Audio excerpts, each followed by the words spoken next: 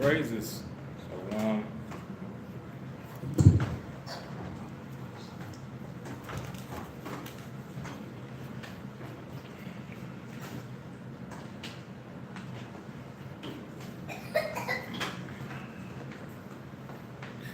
what's up, brother? Shalom.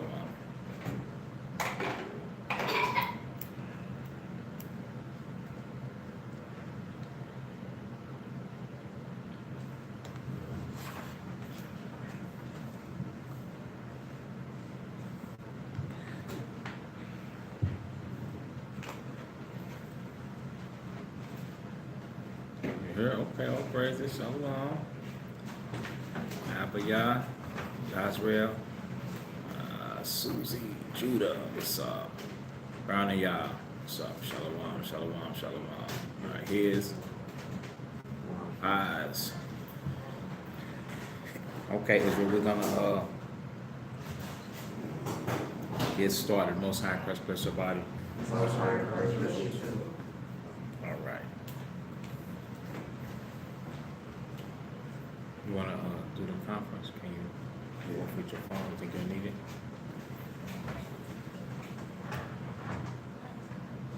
All right. So the struggle.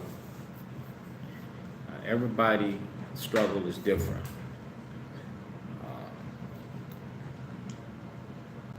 Everybody's struggle is different. The struggle is real. It's something that we take serious that other people don't take as serious. Hello. Please enter your 6-digit conference code. Welcome to pre-conference calling. The conference has not started. If you are the host, we will now connect you to your call. You are the first attendee of the conference recording started. What's that?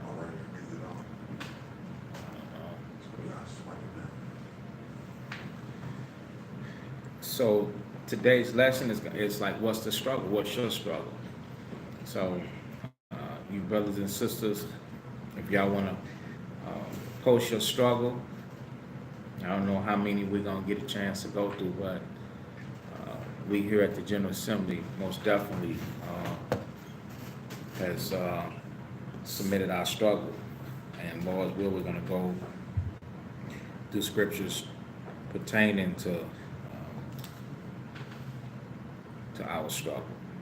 So the first struggle is someone said wicked dreams, like past and life situations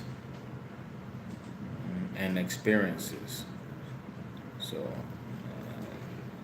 let's deal with that, about wicked dreams and where does wicked dreams come from.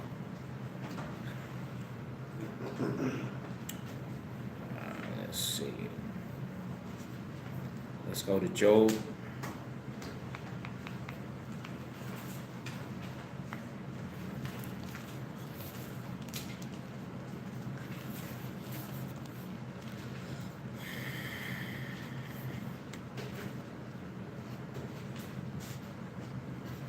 Try and get some insight on some of the things that's going on in our life. Okay, well, before that, hold that and go to Ecclesiastes 5.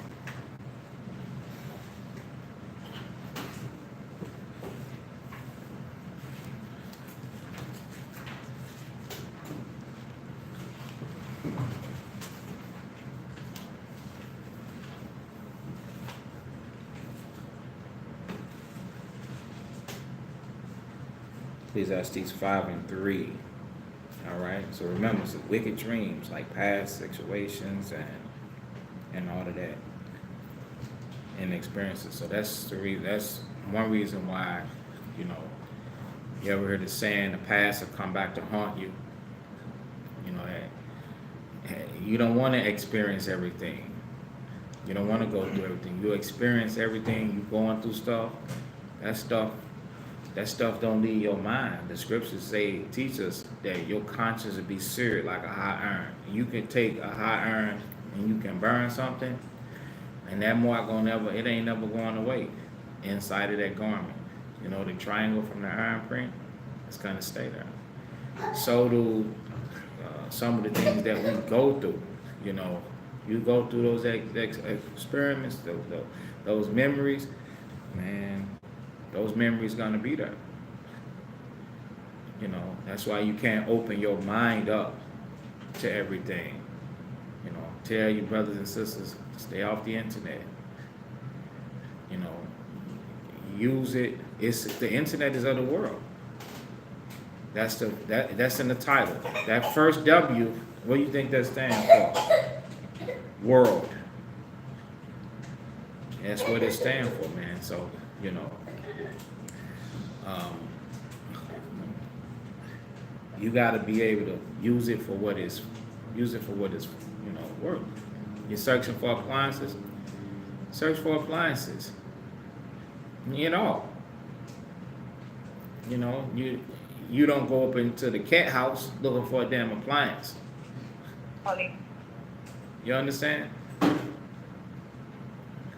So if you're not physically gonna go up into the cat house, why would you be on the internet in the cat house? See, what's the difference? Then you're wondering why you're having wicked dreams, whether it's male or female. So the struggle, a lot of times we will create the struggle, and we would think that our actions and our doings are something innocent. Oh, this is of an innocent nature. No, it's not innocent because of what the Lord said. The Lord told us. He said that we should be ashamed to gaze upon a harlot. So a lot of brothers and sisters have to stand corrected. You know, even sisters. You see a guy that you like, oh, he is so fine, this, that, and the third. He take care of his body. You know, what is he feeding it with? Bricks? You know, you going off. Then you're going to be wondering, like, why you struggling. You know, why a man is now part of the string or ultimatum of you can be in the truth. You can't be searching. Some of you will be on the internet and you'll be searching for hours, man. For hours. Just going through people's profile, looking them over and looking at other people going from place to place. That's like when we were young and we went from club to club or went from bar to bar. A lot of these, you youth that's in the truth now, you don't know that we as an adults, that's what we did. You don't know that we went from bar to bar. You know, it start out at 10 o'clock. And we'll go to this spot. And if this spot ain't jumping, we'll go to the next spot. We'll be there for an hour or two. Oh, it's kind of jumping. Then we're going to hit another spot before they close. Go from spot to spot. Y'all didn't do that, you know. The Most High didn't. You know, you don't know about that. But you got your own form of wickedness. Yours is internet wickedness. You go from spot to spot. You go from place to place. Profile to profile. People don't have no filters on this, man. Who you think set this up? Israelites? No, Edomites set this thing up. And you venturing, peek into the door. Can't do it. So Ecclesiastes, the scriptures, to help us see this thing. Ecclesiastes chapter 5 and verse 3. Read that. Ecclesiastes chapter 5 and 3. For a dream cometh through the multitude of business. Right. A dream come through what? The multitude of business. The multitude of business. So Israelites, everybody that's having these dreams, where these dreams come from according to scriptures? Come on, give it up. Where the dreams come from? It just said it. Yeah. A multitude of business. You gonna sit there. Sit that right there. Now, of course, a lot of times we might not be 100%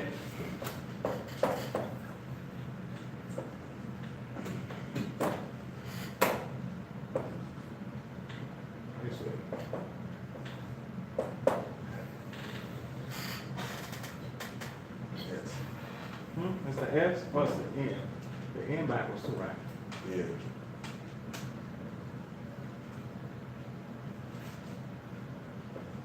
How do I make it right? Like that?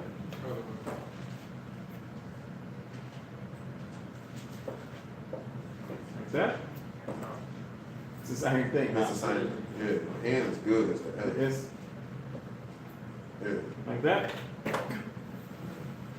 We might not be 100% honest with I got to write backwards with for y'all to see it forward.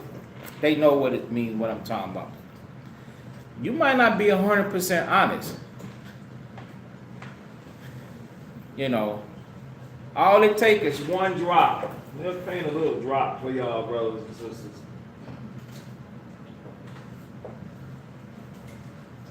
Let's take a little drop. A little drop. A little leaven. To get you in the mood.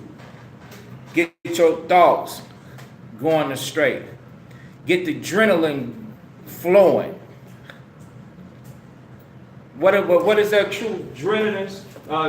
Adrenaline. Let's put them on.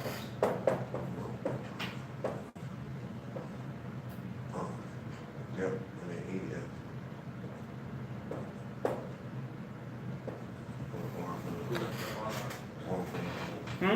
Arm from that over the first one. Right here. No. Hormones. Make it so that they can see it. I'm sorry.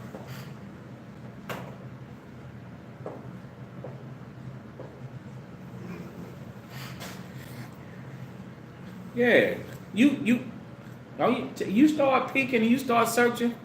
It ain't adrenaline because you're not finna fight. When you finna fight and you get angry, you get strong. Can't nobody stop you. But when you start peeking through, you get them going. You get the hormones going. And once them hormones start coming on, ain't no doing what? Ain't no turning them off. Ain't no turning them off. And ain't nothing going, listen, let me tell you how I deal with it. I understand that it is not blank. It is not what?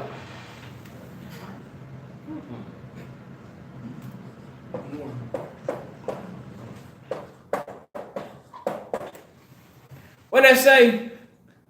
It's not real.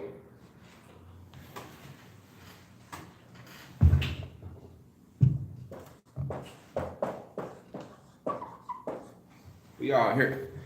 It's not real. I understand it's not real. So since I know that it's not real, let me not even go there. See, married people got to control themselves too.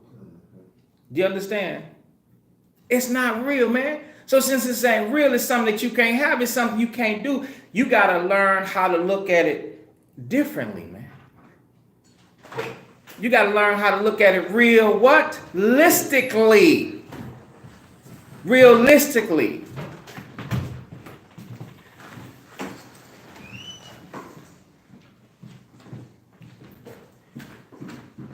Okay, you got to learn how to look at it, man. Look at it realistically.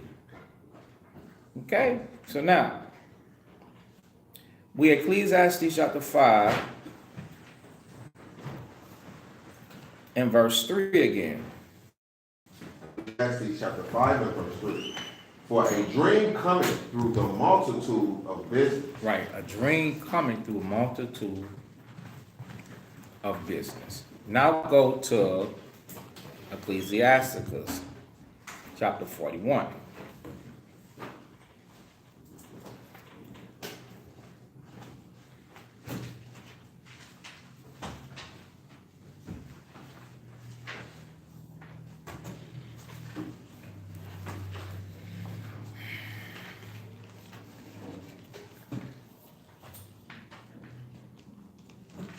Ecclesiastes chapter 41, and let's see.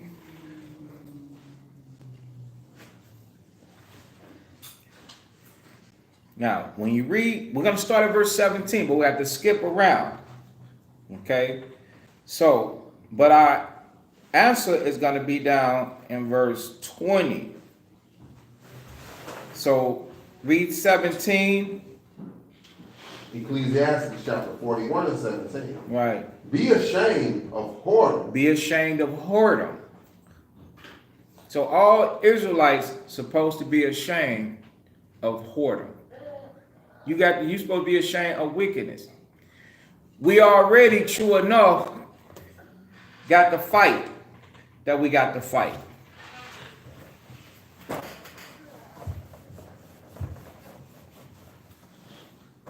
And that's fine. The Most High knows about the fight. So now we have to have regard for our name, because the scriptures teach us that that name is the only thing that's going to outlast anything. Your name. People are still talking about Yahushua, whom the world calls Jesus Christ. People are still talking about his apostles. They're still talking about the prophets. They're not saying how much Jeremiah how much money he had. You understand what type of horse he had? If it's a thoroughbred horse, they're not saying that. They talk because they know that Jeremiah didn't do it.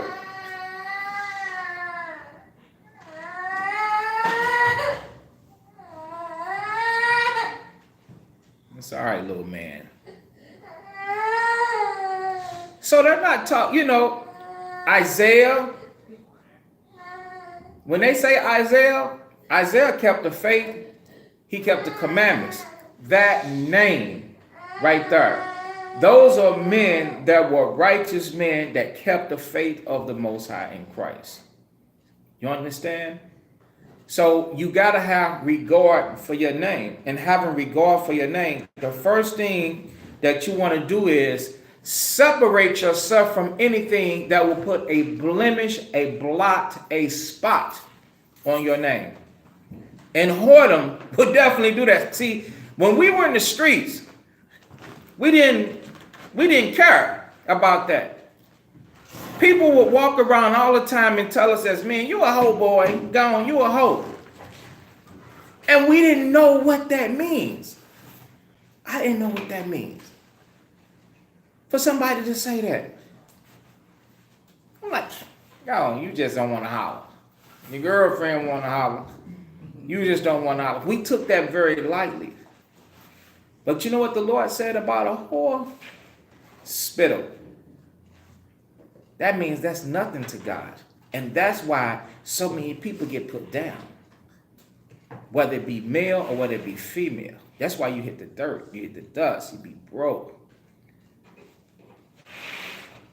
So when the scriptures say be ashamed of whoredom, it ain't have respect to persons with gender. Even the whoredoms that we see, we supposed to know that, hey, that's not right. Right there. Okay?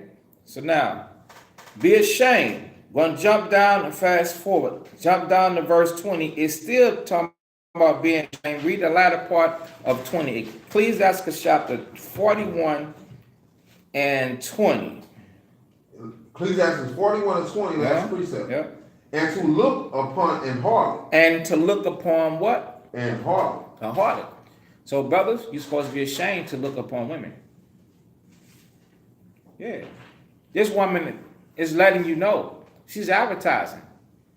She's a harlot. That's why I always tell you sisters in the congregation and that visit the class, stop posting yourself up. You making yourself like a harlot. All your pictures, oh, you're beautiful. What do you think how they really imagining you? You cats part of the wrecking crew, man. Them cats want to hit it. They don't give a damn. They want to hit you, man. Oh, you beautiful. And you would take all these screenshots of you. How fabulous you look. You look good in this pose and that pose. They posing you up too. But they don't give a damn about that makeup.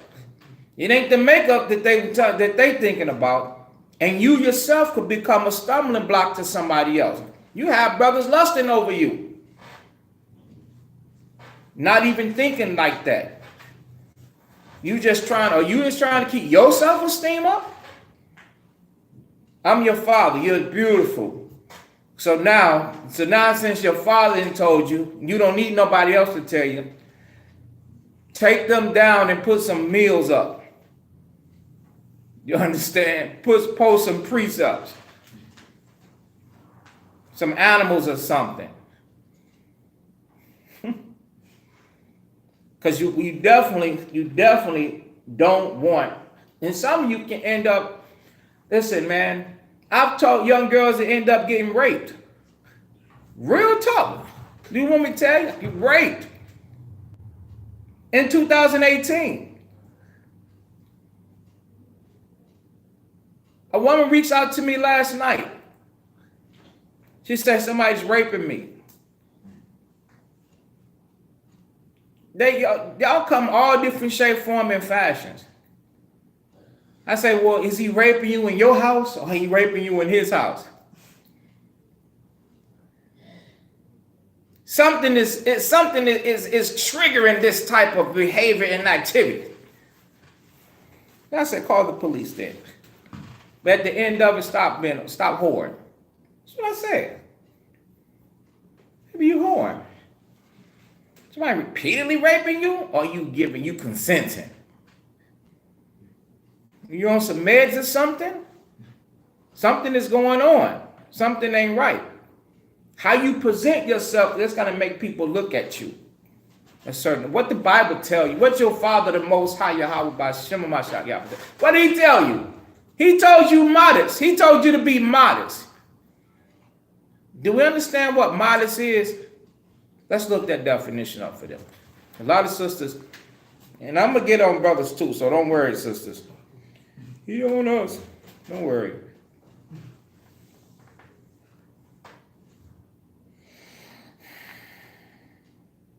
The Most High doesn't make mistakes.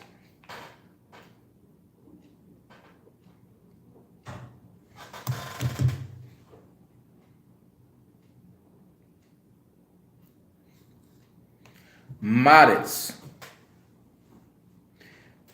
So that says unassuming or moderate in an estimation of one's abilities or achievements. So let's take away the abilities or the achievement stuff. But it's talking about a moderate in estimation. It's referring to a nice estimation on how you should appear before others. That's definition 1. Definition 2 says, of an amount, rate. So sisters, you should not have this open. You should not have that open. You should not be like you, the poster girl for Church's Chicken, nothing but legs and thighs. You understand? You're showing legs and thighs. No. Okay? Because that's not an acceptable amount. You need to take those skirts and sew 2 of them together to make a real dress. Okay? Some of them walk around like they just got out of the shower. And I don't know how maybe y'all body is tiny. But brother, we can't wrap up in no bath towel like that, huh? You know how sisters take a bath towel and wrap it around them and they can walk around like, we the bath towels don't fit us. So some sisters will wear those little skirts and those little dresses like it's a bath towel. Here and right beneath the pelvis. That's not moderate.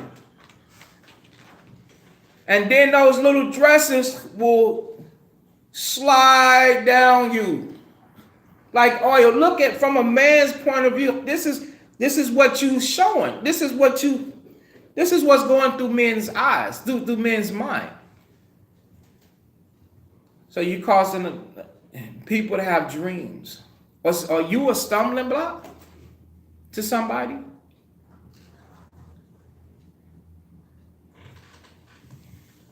The only thing you can care about is you beautiful and God gave it to you. He didn't make you no whore. You made yourself that. You and probably your mother. The scriptures say don't prostitute your daughter to cause her to be a whore. So if your mother taught you to dress like that, you have to break that. And you got to do something different. Okay? So the second definition of modest, it says of an amount, rate, or level of something. Relatively moderate. Limited or small.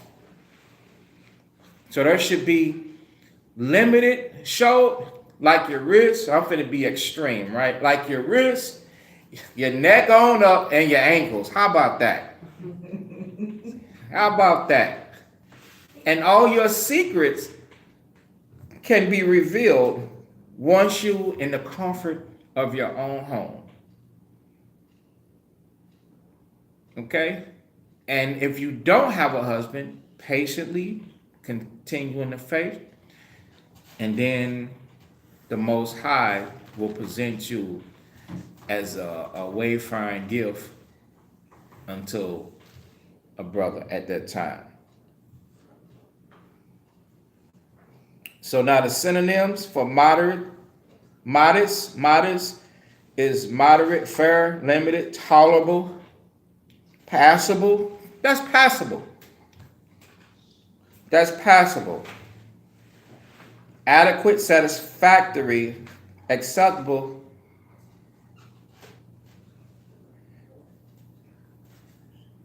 unexceptional.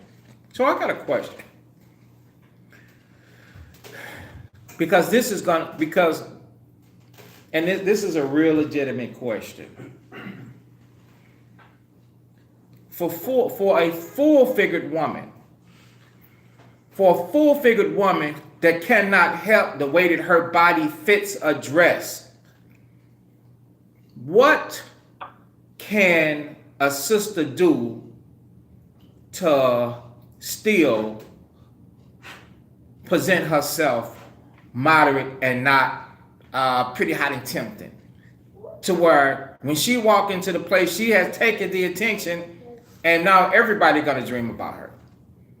Isn't there something she can do before I start? I thought so. The sisters, Bibles. Okay, Bibles. Okay, I thought so. I thought so. You sisters over here, do y'all agree? Or are y'all gonna come up with the thing and y'all gonna say, that's just her body? No, I don't expect her, the Most High don't expect her to buy a dress 2 times too big, because nobody wants to feel sloppy, right? I think people like that, they like attention. They know, you know the old saying, flaunt what your mama gave you? I think that they know that they are like that. Buddha, stop. Stop. I think that they know that they like that, and they do that intentionally. What they can do is there are coverings to cover themselves. Maybe like instead of tight dresses that come around their hips and down their legs, and then make their, the 2 legs together where they can barely move, there are dresses that can just come straight down. Correct? Would that be an alternative? That will actually show that this person is in an attempt to be modest, right? Okay. So that's one. Another, she can wear one of those little throw-arounds. You know what I'm saying? Something. I know that she ain't gonna dress the same all the time, but there is an energy and effort that you have to put into it when you're trying to apply the scriptures. People like that, brothers, you have to avoid. You have to avoid. You can't feed into the energy that they throwing out, because those people are actually possessed with spirits. And you might be like, how now she got spirits? Or some woman might be like, oh, now I got spirits because I got a body. Well, not because you have a body, it's what you're doing with it. And the scriptures teach us that we should know how to possess our vessel in honor. Let's get that. Okay? So it has nothing to do with because you have a body. First Thessalonians 4. Yeah.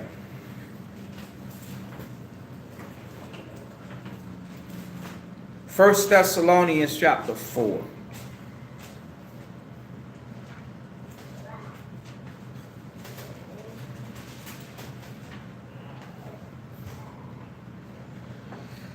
First Thessalonians 4 and start verse 1 with a pace. First Thessalonians chapter 4 and verse 1. All right. Furthermore, then we beseech you, brethren, and exhort you by the Lord Yahushua, So they're being exhorted by Yahushua. Okay, go ahead. that as ye have received of us, Meaning the way that you was taught by us. Go ahead. how ye ought to walk, How you ought to what? how ye ought to walk, How you ought to walk. So they taught us, and now we're teaching one another how we should walk. And the things that we're telling you, that's got to go. That's got to stand.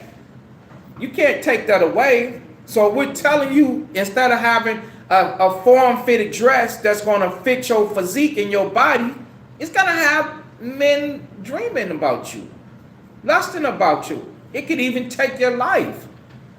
You understand? So you have to change that. If you're a sister that's humpy and curvy and all of that, and all the other titles that you like, beautiful and drop dead gorgeous, and to die and live for, and this, that, and the third.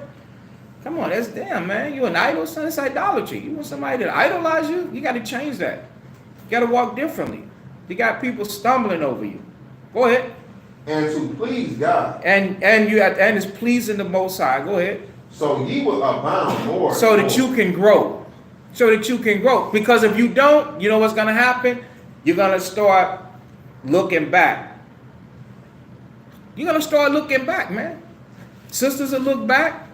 Brothers will look back. You'll be thinking about how you used to deal with, if you was a woman and you got that physique, you're going to be thinking about how you used to be handled. You feel like, shit, I'm 100% woman. I'm 150. I'm a super woman. And you're going to be thinking about how you got dogged out with this body. In the world, you know, he used to handle me like this. He did me like this. You'll be thinking about that. So you gotta let that go, and you gotta let this abound in you more and more. And that's why so many people struggle with like looking back, turning back, this, that, and the third. And the same thing, brothers, if you're looking and gazing upon sisters like that, what do you think you're thinking about, man? You ain't thinking about, you know, a holy woman is in order. Her spirit has changed. Her mind has changed. Her drive has changed. Everything has changed. You understand? She's a new creature. This is real. And some of you, if you have not experienced the new creature, then you don't know what the hell I'm talking about. Because the old man is still attached to the flesh. It's still burning in your bosom. So of course you don't know what it's like to be a new creature. So you like, even in the truth, I still got a desire. That's the old person. That's the old person. But the new person has purged and cleansed and now got a new mind state. And now instead of it being the way that it was, it's the way that it is according to these scriptures. Because do you know what make us love somebody?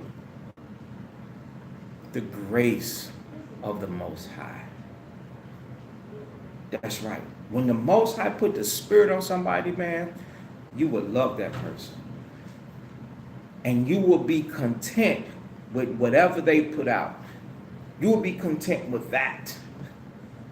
Not the past. Oh, I had to have it like this. I had to do it like that. They treated me like this. They treated me like that. See, you thinking that's not the new creature. That's the old man. That's the old woman that's still designed to be abused.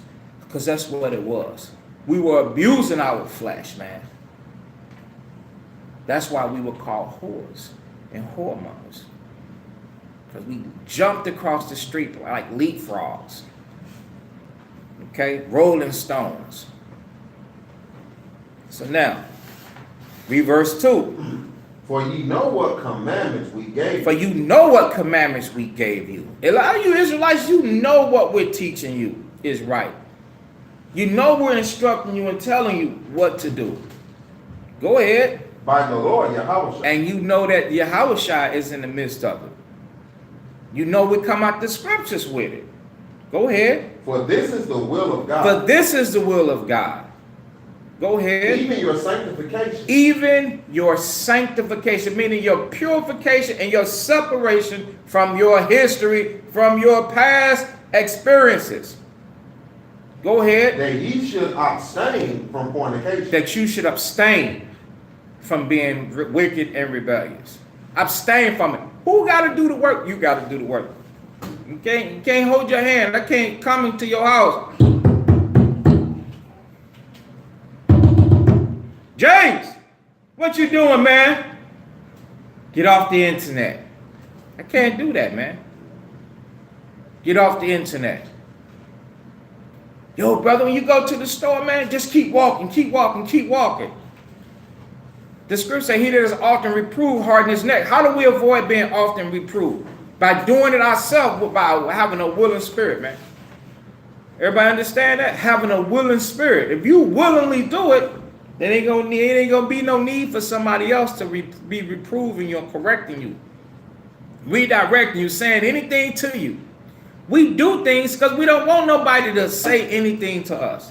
So we should do this too. That's got to be a choice because you don't want to make this challenge that you're going through, this fight that you got to fight. You don't want that to be a part of your battle. Because realistically, ain't nothing there. If you single, ain't nothing there.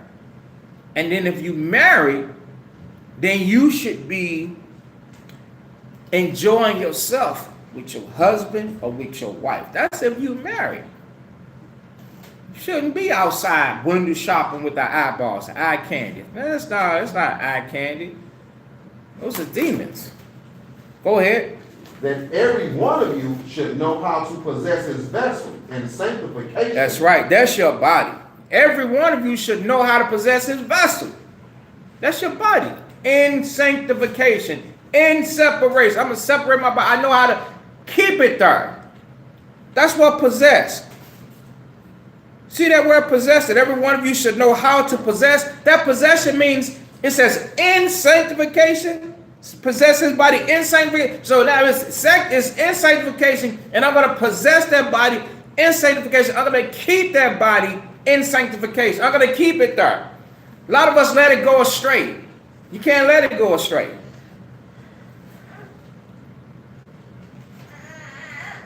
You cannot let it go astray.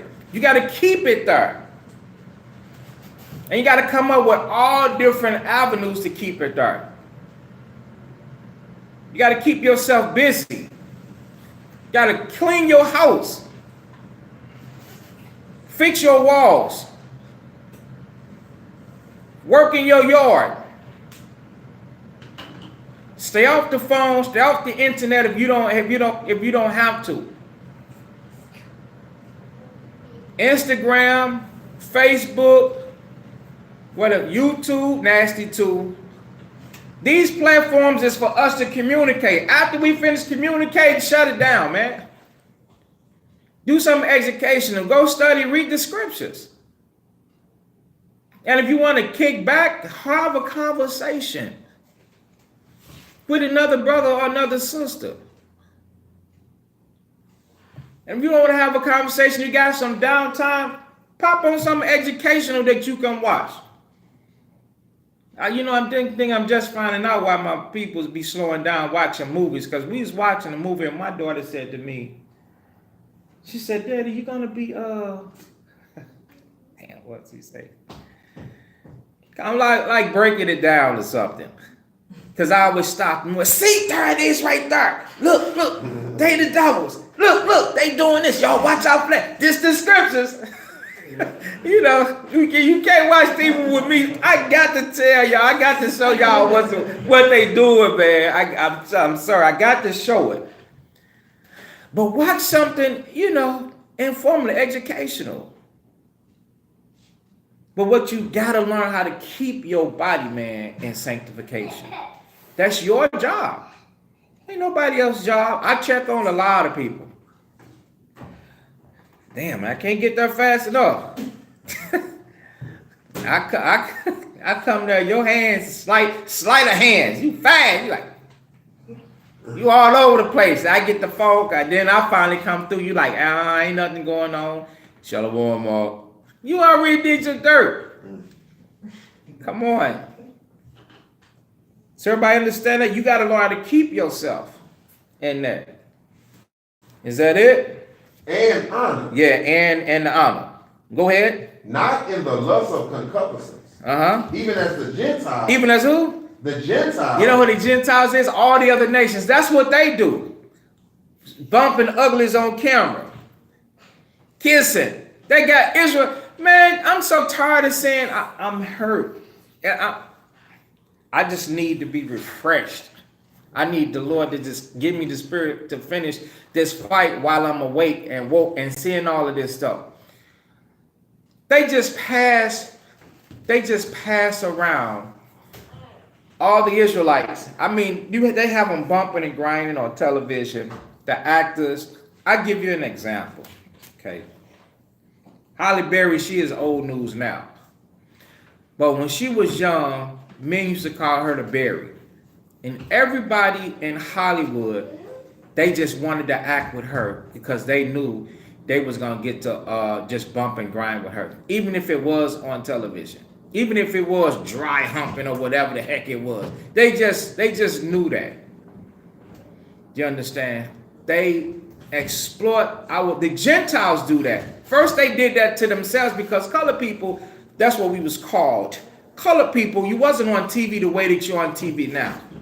When you was on TV,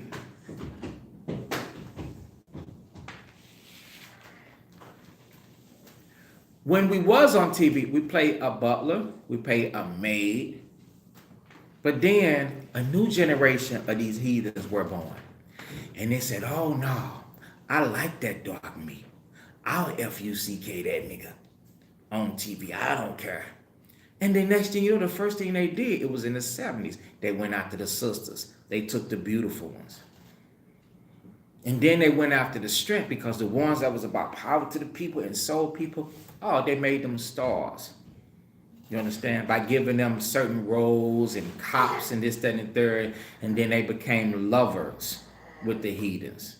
You understand? And then they would pass our sisters around from person to person to person. Everybody wanted to be an actor and act with what's one of the first ones? Was it Pam Grier? Yes, there she is. Yeah.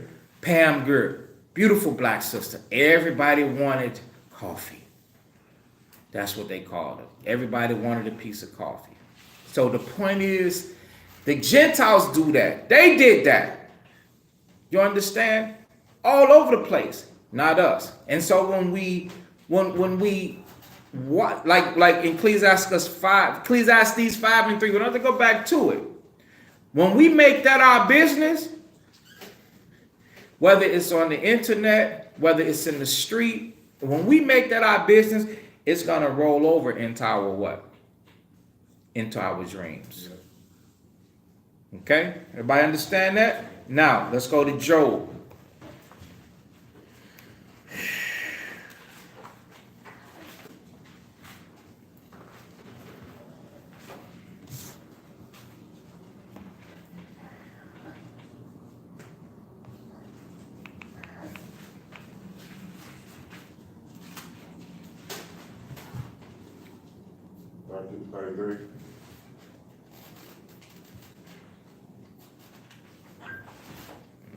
I'll tell you which one I want. The book of Job.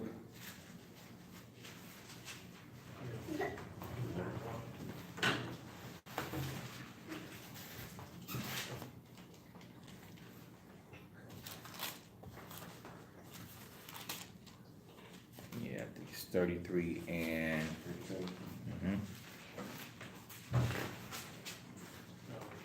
This is start at verse 14. This is Job chapter 33 and verse 14. For God speaketh once, yea, twice, yet man perceiveth it not.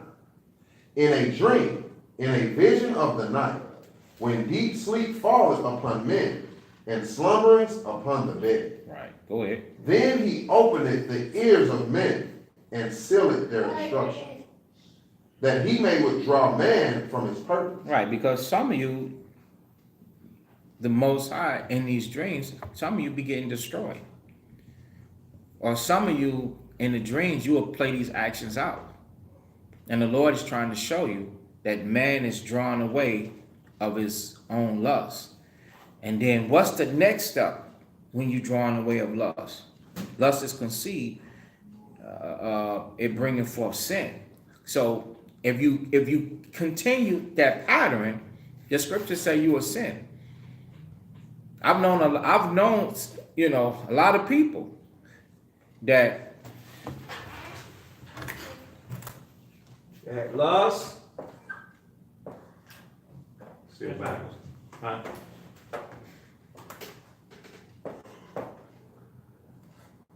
They lust.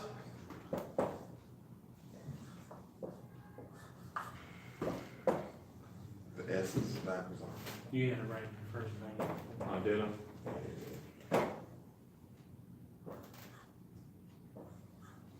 Okay. So the lust, then they committed The sin. They went out and did something. So during this time,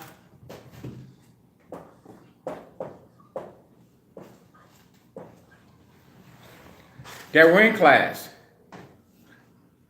And they were fighting lust. The thoughts. But the thing is,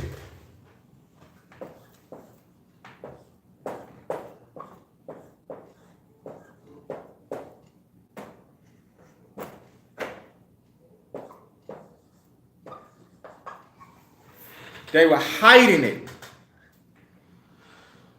They were hiding it, the lust. So that's why through the Spirit, the Most High be bringing out stuff like, don't be afraid to say that I got a problem. Don't be afraid to do this. Reach out for help. Ask questions. Do this and do that. You know, you the Israelites. Well, I'm going to keep teaching you, I'm going to teach you Israel. I'm going to teach you history. I'm not arguing with you over who is who and what's what. You got bigger fish to fry, man. You finna fall out of this truth. You can fall out of the truth and think you know all who these nations is. What is that gonna profit you? They ain't gonna profit you nothing. You dead. You a dead man walking. Christ said, trodden under the foot of men. Do you know what that means? Without the Most High, you ain't got no hope in this world. You can be the next victim. The gunshots, the straight bullets can hit you. The only thing that's protecting you is these commandments that you living in. That's what's protecting you. Not on who the nations is. No, Christ that got into life, keep the commandments. And this is one of them. So now, they was hiding it until they sinned. That's the scriptures. When lust is conceived, it bringeth forth sin. and sin, when it's finished,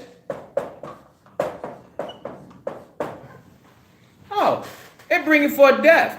But see, what you don't understand is that death is a process that eliminates you over a period of time. Because most of people think like, oh, they said I was going to get put to death. They said I was going to die. I ain't dead yet. See, what you don't understand is the Lord gave you over to your own lust. He reserved your, I almost made me cuss. He reserved your simple self for the day of judgment. But the spirit is gone. The spirit is gone. You already dead. Yeah, he withdrew his servants. You ain't getting no checkup calls. Hey, Shalom. Shalom ain't dealing with you. The Most High not dealing with you. Where did it come from? It started here. Oh, you was participating here.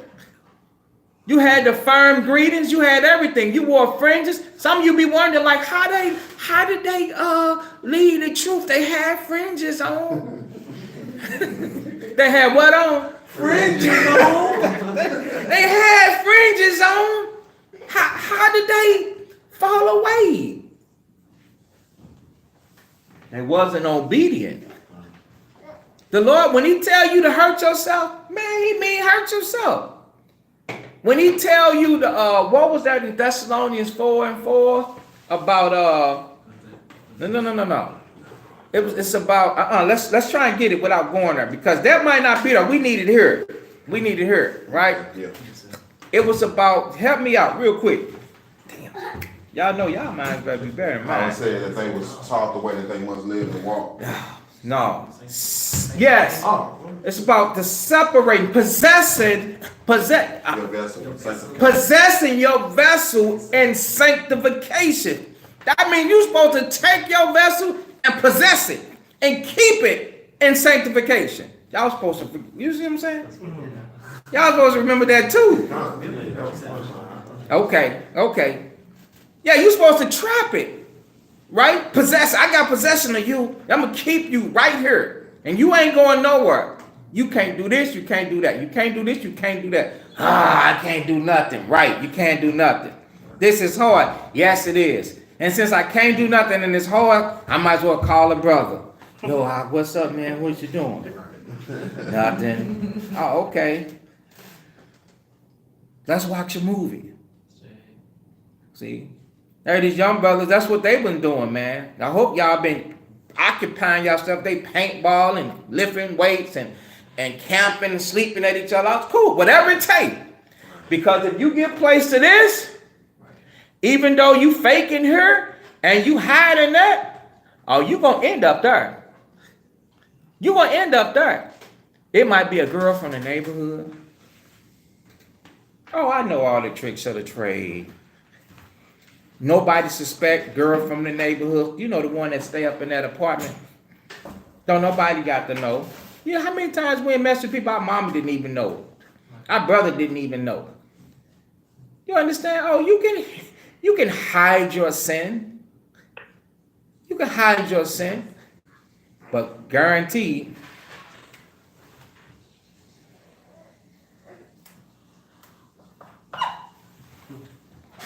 you're going to end up out the truth. You'll end up out of the truth, man. Okay? So, our past life experiences and situations and experience all that, hey, that comes from the lust of the eyes, man. Because if we put our heart into this truth and into this book is guaranteed for us not to fail. You ain't gonna fail. Okay? One more, then we're gonna move on.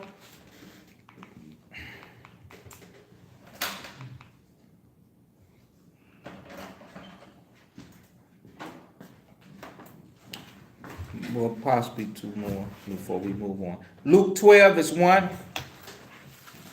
So when we read Job 33, it says that he might withdraw man from his purpose and hide him from his pride, that he keep it back his soul from the pit and his life from perishing, man, by the sword. So that's the whole objective. When you have these dreams, man, these dreams is to warn you that if you continue down a certain path, you're going to bring forth that sin. Okay? Luke chapter 12 and verse 34. This is Luke chapter 12 and verse 34. For where your treasure is, there will your heart be also. That's right. For where your treasure is, there will your heart be also, man. Okay? So,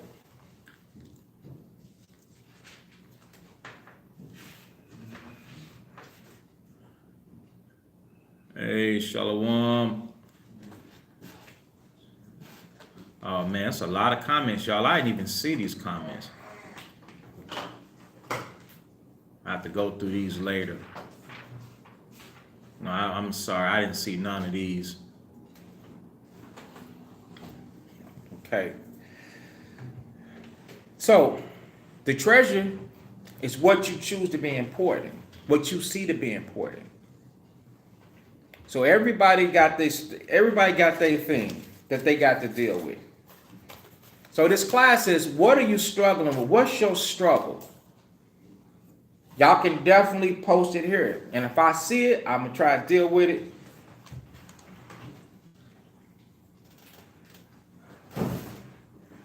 And if not, I'll backtrack and I'll pick up on it. But your treasure, what's valuable to you? What's the most important thing to you? And the Lord said, that's where your mind gonna be at. So everybody being fully persuaded. Okay, we'll deal with that too. Everybody being, and I want all of y'all today, tell me what your struggle is. Through the spirit that post came out, what inspires you, to be in this truth. But now in this truth, what are you struggling with? Okay? What's your struggle? What are you struggling with, in this truth? Don't be afraid. This is a place of learning, man. This is where we go through these things. And if anybody get out of line or out of place with somebody and what they're saying or what they're doing, how they feel, trust and believe. I'm the spirit in me gonna stand up for you. Just like somebody said something stupid, and they said something about people in the truth, and I had to step up and say, hey, man, everybody's inspired to do something, even you, so why you trying to be ignorant? Okay, don't be like that. Because if my first mind was to just delete this message, or block them, and then the spirit say, no, correct them, and so then I corrected him, and he didn't respond. That was fine, but he got the message, because it's true. Even he himself is inspired to do something different. Okay. But what the Lord say, where your treasure is, man, that's where your heart is going to be. So Israel, if you esteem this truth, your mind going to be after this truth. But in order to be solely after this truth, you're going to have to allow the affliction to come upon you. Okay? One more before we move on.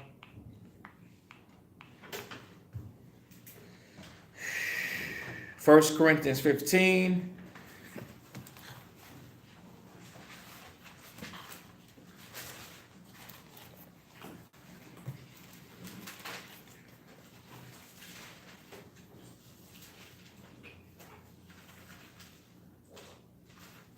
And 36. This is 1 Corinthians chapter 15 and verse 36. Thou fool, that which thou sowest is not quickened, except it die. Okay. One more time. 1 Corinthians chapter... The Wallace trying to get there.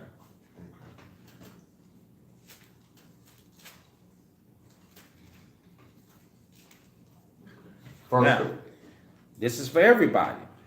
Pay attention. Go ahead. 1 Corinthians 15 and 36. Go ahead. Thou fool. Why do you say thou fool? Because we trying to obtain something and don't know how to obtain it. Thou fool. Go ahead. That which thou sowest. The thing that we're planting, what are we trying to plant? A better us. A better us, right? Go ahead. It's not quick. It's not made alive. You're not going to be made alive. What? Except it died. Except it died. Except it died. So Israel, you ain't going to be better without pain. No pain, no what? Gain. No pain, no gain. It's going to have to die. It's going to have to die. Meaning you're going to have to let go of the thing that you think is causing you the hurt, the harm, you got to let it go. You got to let it go. And you got to allow that affliction to happen unto you. You're going to have to weep and mourn. Whatever you holding on to, you're going to have to just be sad. I'm letting it go. I feel dead about it. It's going to kill me. No, it's not. It's going to make you grow, actually. Okay? It's going to make you grow. Okay? It really is. So now the next thing is, someone said, my husband I'm in the truth.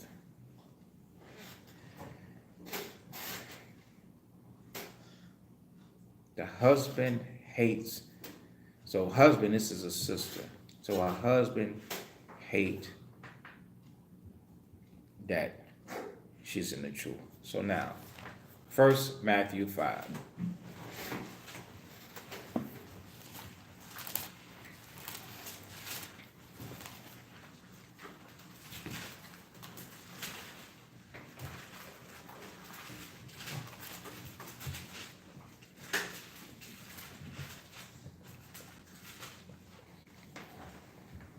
Okay.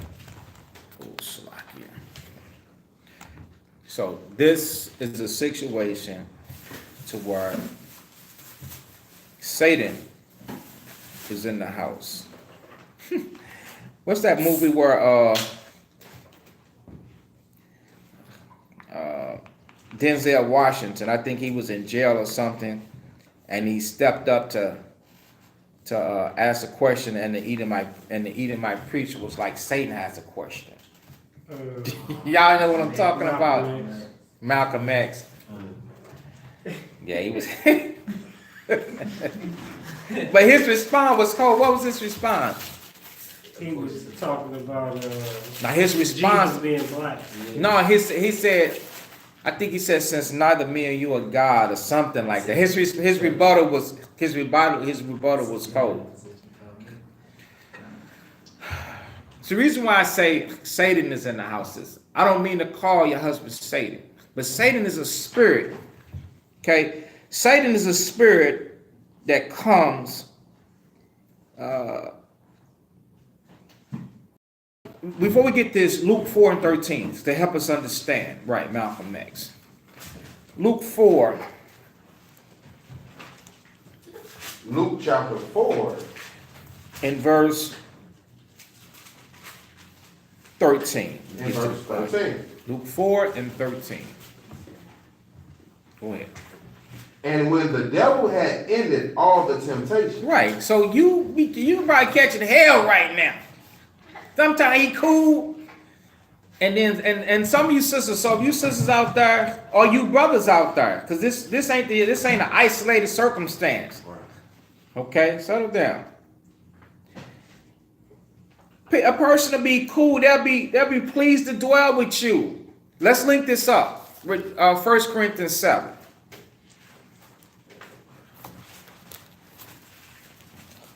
And you got to accept this wavering behavior to cover yourself, to be righteous. Okay? So now, 1 Corinthians 7, don't lose Luke 4. 1 Corinthians chapter 7 and verse 13. Read that. 1 Corinthians 7 and 13. And the woman which hath an husband that believeth not. Go ahead. And if he be pleased to dwell with her. Right. In this case, and this time, he's pleased to dwell. So some of you sisters might have a husband that's pleased to dwell. He's happy. He goes to work. He comes home. He do what you ask. He pays the bills. He ate his food. He cleaned up. He did this. He did that. He's cool. You understand? He let you come to the church, to the Bible school, the congregation. He does this. He does that. He's out of the way. You understand? He ain't giving you he's not trying to force pork into the house. You understand? He accepted, the Sabbath days. He's pleased to dwell. Go ahead. Let her not leave him. Let her not leave him. Let her not leave him. And same thing with brothers. Don't leave your woman. Don't tie her. I'm just done. I'm done with her. No, brother, don't do it. Don't do it. Because this ill behavior and these ill manners is seasonal. Satan is in the house. Satan is coming after you. Satan has got them already. Now Satan is coming after you. At this point, who's the strongest link? You. You, as a woman, you're stronger than he is because you're keeping the commandments he's not. Or if it's a man, you're stronger than her. You're keeping the commandments and she's not. So Satan is trying to tear down the strongest person so that he can overthrow the house. So you got to know that. Okay, so you got to keep the faith and keep the patience and do what you're doing. Attend the classes, ask questions, pray without ceasing.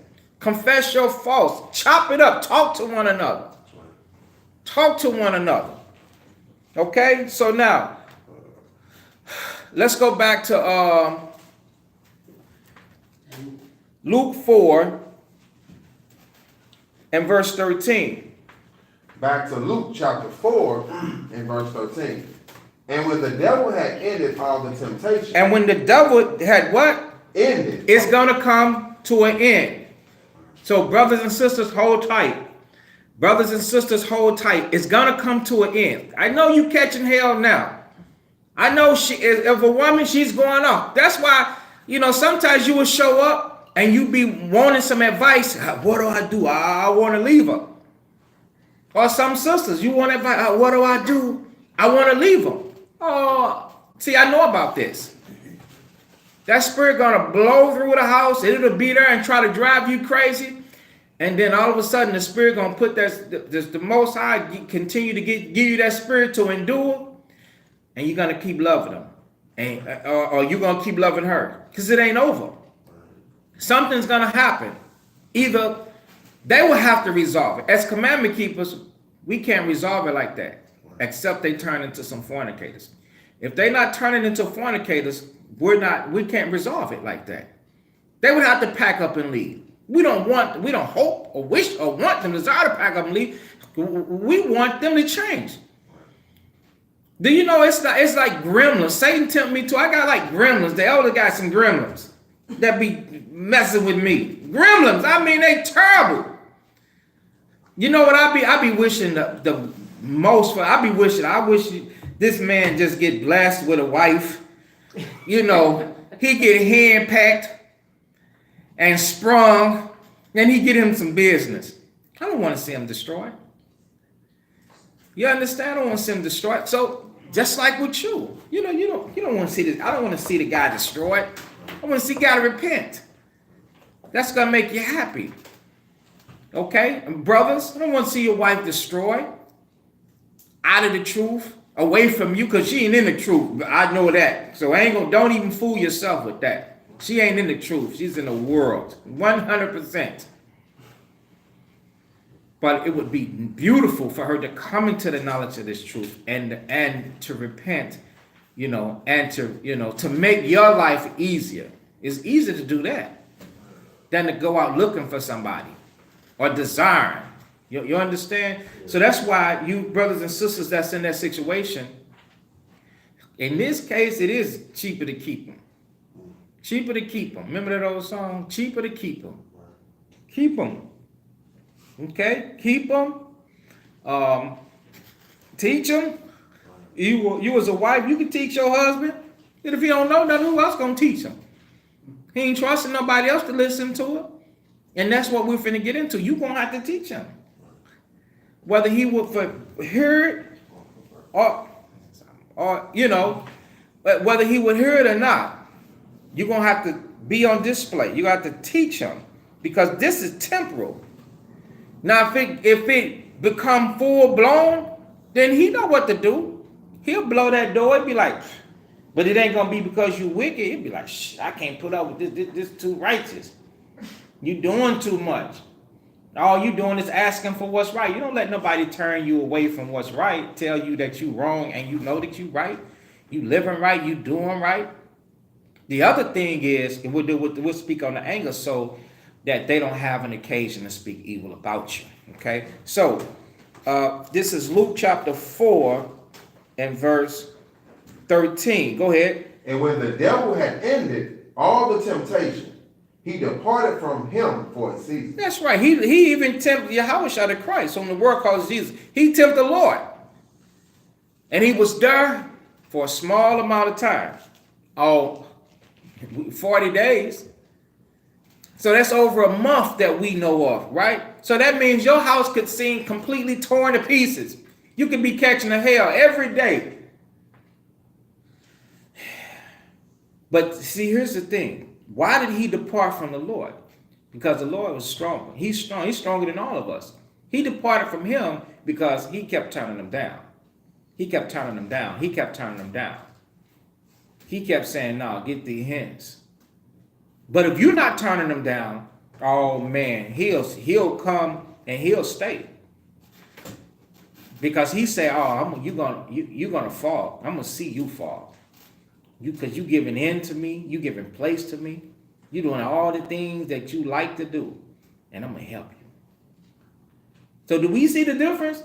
Because technically, he's under commandment to leave.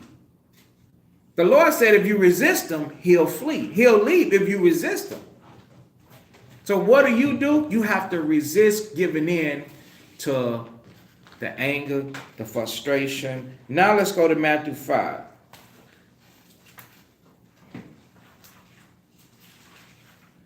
And I'll read it. Give everybody a moment to get it. Matthew 5, and I'm going to start at 11.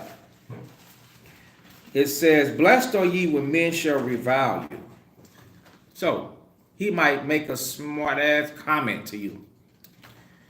He don't know how precious you are, how we esteem you greater than us, how valuable you are, how much you mean. You mean everything to this congregation. But him, letting Satan come in, acting like a demonic Negro, say some off-the-wall crap like you ain't nothing. That's reviling you, speaking bad evil to you. Don't you let that break you down, man. And don't you believe that. That's a crock of bull. A lot of sisters with that old smart mouth sometimes make you brothers want to give her a knuckle sandwich. Talking to you like you crazy.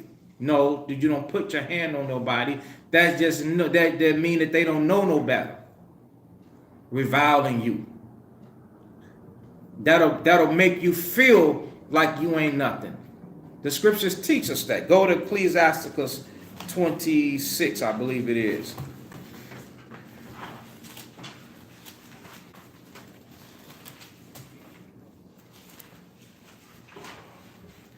Ecclesiasticus, it'll be 25 and 23. Read that. Ecclesiastes 25 and 23. Come on. A wicked woman abated the carriage. A wicked woman abated the courage. They take the man's strength away, take his courage away. You understand? A wicked man would take a woman's courage away. Don't let that happen. It's seasonal. That's why he be wavering. Good, bad, good, bad. Sometimes he's cool. Then you're like, wait a minute, man, what is you doing? Why are you talking like that? Why are you saying this? Why is this behavior coming from? That's what made me say that about Malcolm X. Oh, Satan's got something to say. You don't understand? Satan has got something to say. That's how you deal with that situation. Oh, this ain't your husband. This is Satan in you. Satan has got something to say. You understand? Don't let him abate your courage, though. Read. Make it in heavy consonants. Make it a heavy consonant. You'd be like, boy, I just don't know what to do. Yes, you do. Do what you're doing now. Come to the family. Keep the faith. Keep fighting the good fight. Keep believing. Pick up your word. Correct Satan politely. That's what that Matthew 5 is going to go into. Correct Satan politely, and keep it moving. Don't never argue with the devil. Everybody here, never argue with the devil. Never argue with nobody. Don't argue with nobody. Satan has got a spirit of demolishing inside of Israel, man. We would kill one another. Don't argue with nobody.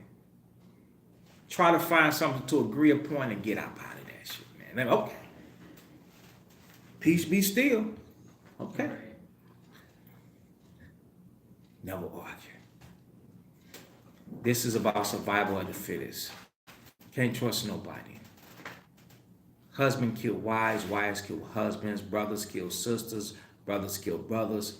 People kill people, man. People kill people. I don't trust nobody, man.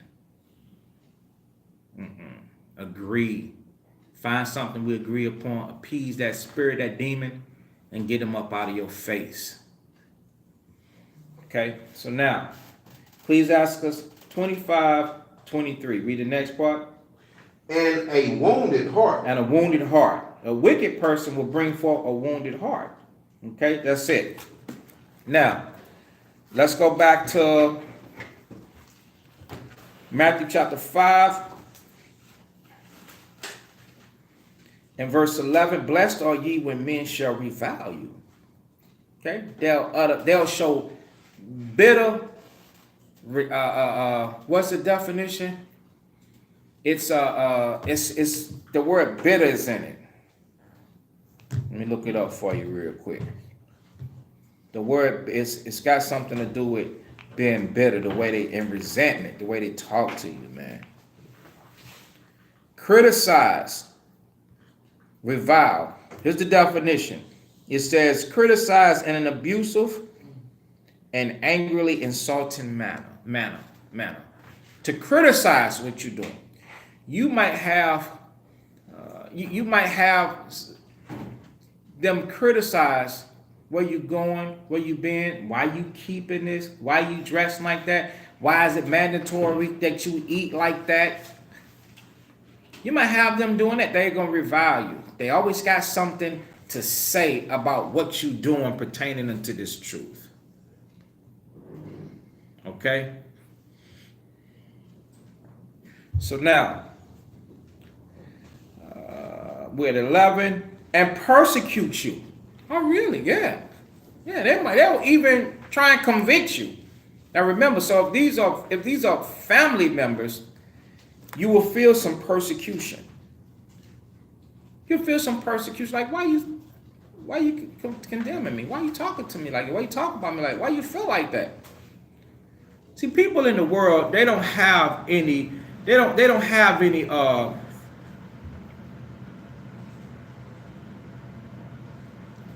have a filter, and they don't have any remorse. They'll say certain things, not really realizing that deep down inside is a tender-hearted person that wants to be cared for, respected, acknowledged, and all of that. So they'll just, we in the truth know this now, but before, remember how cold-hearted we was when we didn't care how we did with people, and what we did to them, what we said to them. We didn't care. But now in this truth, we learned that every idle word that we're going to give an account of, right? People in the world, they don't know that. So they will actually persecute you. And they'll say or speak all manner of evil things about you, trying to hurt you. So when you find them doing that, you got to have thick skin to tune them out to know that Satan is speaking. See, Satan is speaking. You got to know Satan is speaking. And that's why you got to learn to correct Satan. Correct that person. So it says, and shall say all manner of evil against you falsely. You see what it says for my sake? That means because you're in the truth. Rejoice. Yeah, the Lord said rejoice, man. That's what the Lord said. He said rejoice. Okay? Rejoice, for great is your reward in heaven. Because you don't feel rewarded right now. You feel persecuted, just like it said. Prosecuted, persecuted. So persecuted they, the prophets which were before you. So our people that was evil like that, they dealt like that with other brothers and other sisters that were before us. Israel has always killed their servants. Because that's what we are. We come to do a service to people. Israel has always destroyed them. Check this out. Ye are the salt of the earth. You're the main ingredient that makes this world what it is. So sis, you gotta know that. Brothers, y'all gotta know that. Shalom. Shalom. Y'all gotta know that. So when you in these situations and people are talking down upon you, to be honest, shit, you holding that house together. If it wasn't for you, you'd starve, the bills would be cut off, they'll be late. You know, everything has a function. The scriptures said concerning the body, the hands can't say to the feet, I have no need of you. You get what I'm saying? It can't say that, and so that's what he's trying to insinuate. And this can, I have no need of you. I beg to differ. That's him being deceived. Verse 14, ye are the light of the world. Inside of that house, you are the light. He's not in the truth, you are the light. Inside of that house, you are the light. And you have to keep that light shining, regardless of what he's saying, regardless of what he feels. Because we don't give up. We don't leave one another. We endure hardness because we understand that this truth is not in the yellow brick road. It's not easy being in this truth. Go to the book of Malachi, chapter 2, and verse 16. Read that. This is the book of Malachi, chapter 2, and verse 16. For the Lord, the God of Israel, said that he hated putting away. He does what? Hated putting away. The Lord said he hate putting away. So brothers and sisters, you're trying to abandon ship because the situation is fogging. Satan is there for a season, man. Don't abandon ship. Read it again. Malachi 2 and verse 16. For the Lord, the God of Israel, said that he hated putting away. All right, he hate put it away. Go ahead. For one covereth violence with his garment, saith the Lord of hosts. Therefore take heed to your spirit, that ye deal not treacherously. Ye have wearied the Lord with your word. No, that's it. So we got to make sure that we don't deal what? We got to take heed to our spirit. How do we cover violence with our garment? Remember what we said earlier? Why they didn't leave? They wasn't what? Wearing their fringes? Right. You can't cover up violence with your garment. Like I got a garment on, and therefore you see my garment, and I have the appearance I don't do evil. I got the appearance I don't do wrong because of this. Garments don't make the person. Righteousness makes the person. Righteousness exalted a nation, not garments, not border blue and fringes. You understand that? That's why it says, take heed to what? Your spirit. Take heed to your spirit. That ye deal not treacherously. What is that precept about? What the Father said he hated putting away. Okay? Matthew chapter 13, and then we'll move to the next one.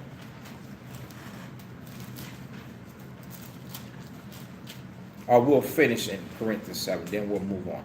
Matthew chapter 13.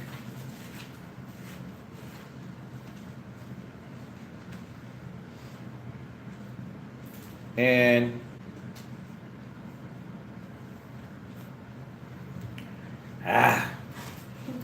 I started 24 and give it to you. Shalom. Y'all share the video. Do something, help support the General Assembly, something simple and small as sharing the video, tagging somebody in it. Okay? Another parable, did I tell you where it was? 13:24. Another parable put he forth unto them, saying, the kingdom of heaven is likened unto a man which sowed good seed in his field. So you all are good seeds. Okay?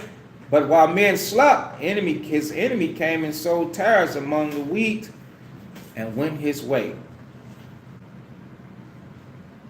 But, verse 26 now. Verse 26. No, I'll get it. I was waiting. Matthew 13:26. But when the blade was sprung up and brought forth fruit, there appeared the tares also. You know when you plant something. You say, wait a minute, this is not a flower, this is a weed. And you're like, how'd this get in here? So a lot of times we see these weeds amongst the children of Israel. We say, oh, that brother, you're not supposed to be with that woman. Woman, you're not supposed to be with that man. See, it's a difference between fornication and marriage. So when it's marriage, we got to take a different approach. When they're fornicating, you got to flee fornication. That man is just abusing your booty. Get rid of him. It's the truth. It's the truth. It's grown folks' business here today.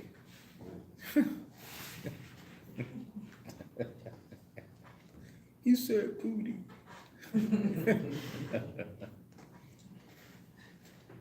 So the servants of the householder came and said unto him, Sir, didst not thou sow good seed in the field? From whence then have these tares?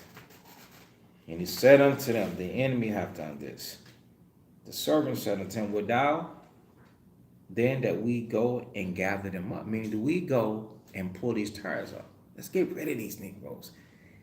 And it's going into the black and Hispanics. And you wicked, do we do something about this wicked, the wicked amongst the people? Do we do something? But he said, no. That's what nay means. Least while you gather up the tares, what? Ye root up also the wheat with them.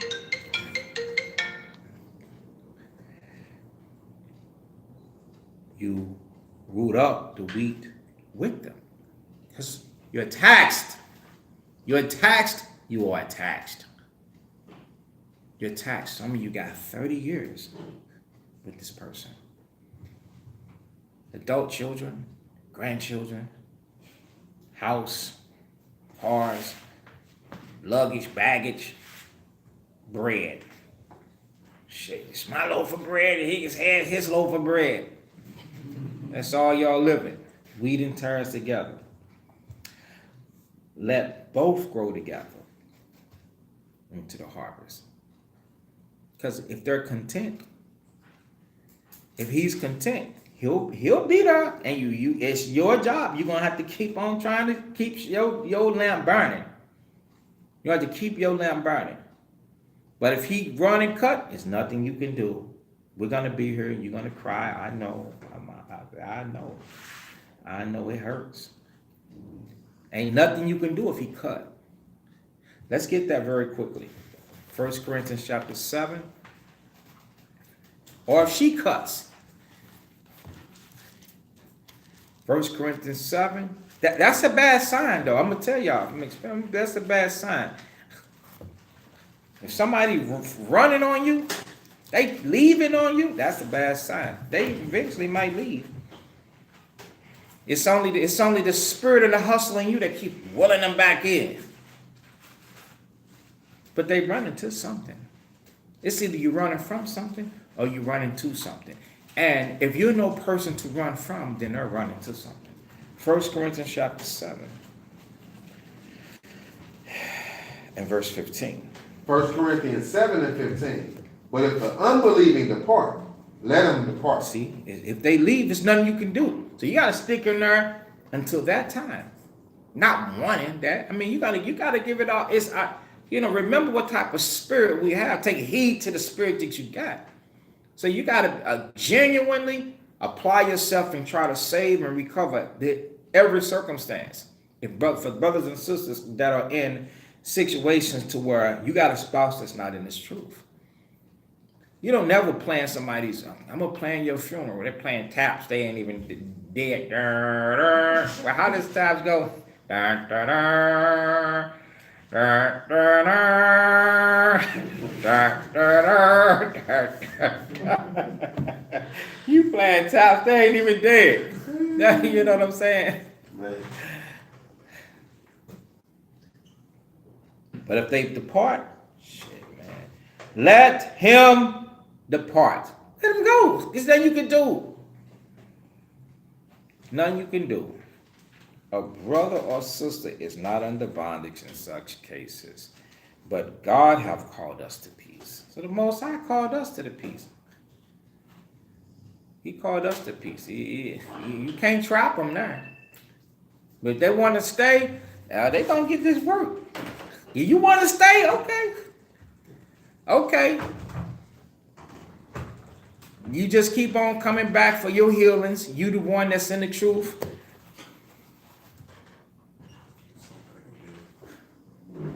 Oh, that's you.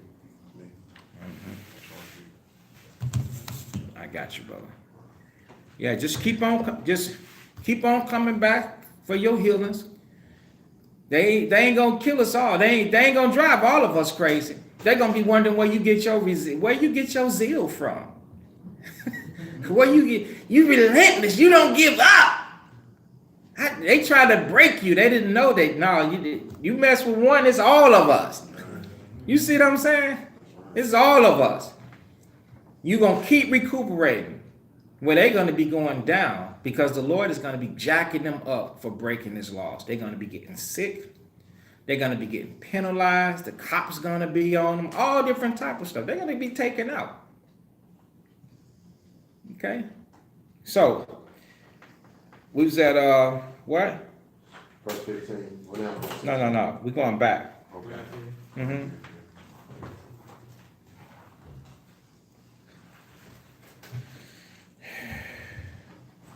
Matthew chapter 13 Verse 1. and 30. Let them grow together until the harvest. So some of you might be attached to this person all the way until the end, man.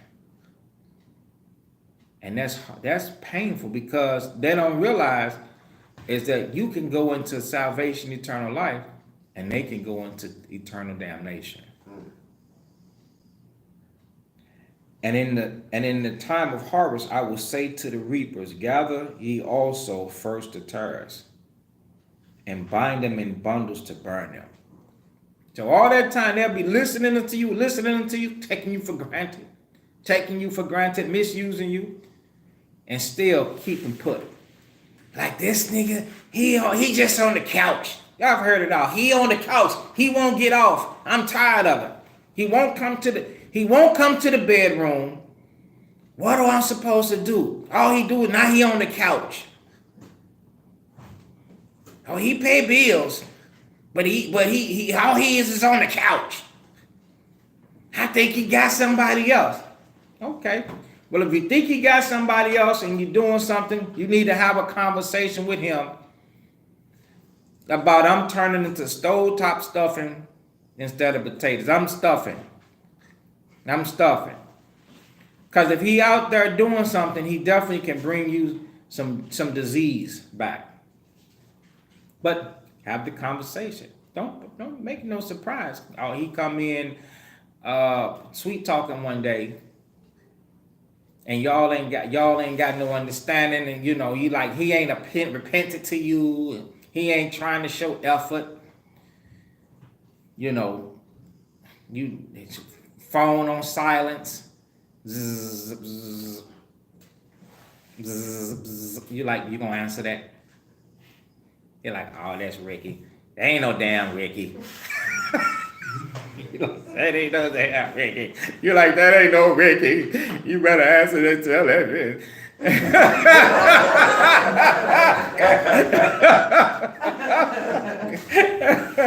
You ready to cut him. You like, listen, you ain't gonna be dead, but you disrespecting me.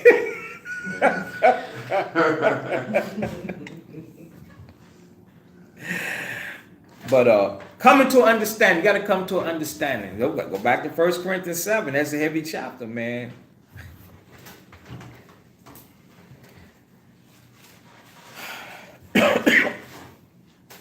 1 Corinthians 7 and verse 4.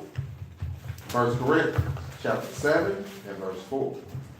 The wife had not power of her own body, but the husband. Right, see? Because you don't have, you know, and he gonna exercise his right. He gonna expect you. You know, he gonna grab your butt, hug you, force a kiss, expect you to just melt and break on down. I mean, you know you want it, girl, stop tripping. So he gonna know you don't got no strength. Read. And likewise also the wife unto the husband. Right, likewise, he don't have no power, so you gonna be expecting to tune up. You gonna be, wait a second, man, you know? I need love too. Here's our point. Go ahead. The wife had not power No, of verse 5. We read that. But the wife, verse 5. verse 5. Work with me. Defraud ye not one the other, except it be with consent for a time. See that? So if you're gonna do fraud, you gotta get some consent. That way you can call to remembrance the conversation. Everybody understand that? Things are rocky. Let's say this is a worst case scenario. You got your antennas up. You suspect something. First you ask them, but then if you find some evidence, or you suspect something and he's lying and you lies, that's evidence, lies. There's something to go off of. You're like, now your health is at stake. So if your health is at stake, I mean, because they'll wander on off, man. After they bring something that you can't get rid of, syphilis, gonorrhea, herpes, HIV, claps, bugs, bed bugs. You're like, what the hell you get bed? How I get bed bugs? This nigga been in the motel. He brought bed bugs home on his drawers. Now you getting chewed up by crabs in the bed. You're like, I'm gonna set you on fire, man. She's like, you terrible. You know, you suspect something, gotta have this conversation. You gotta draw a line and say, hey, bring forth some change, man. You know, and have that conversation. You gotta get consent. You should get consent. The reason is so there'll be confusion, so that he don't expect, because couples have a routine. You understand? Our bodies are like one flesh, so sooner or later we're gonna need one another's affection. And so he come for his oil change, and then ain't no consent there. He's gonna expect the oil change. He's gonna expect you understand, to give in to this list of demands. But you already made it up into your mind, ain't nothing happening, Captain. But he don't know that. So then it's gonna be a fight. So that's why it has to be a conversation. That's what that consenting is about. And during that time, him not being right, you being right, says that you may give yourselves to fasting and prayer. You understand? So you might, you're gonna pray, fast. You want the Most High to actually make this situation tolerable, bearable. Actually, you want the Lord to give him the spirit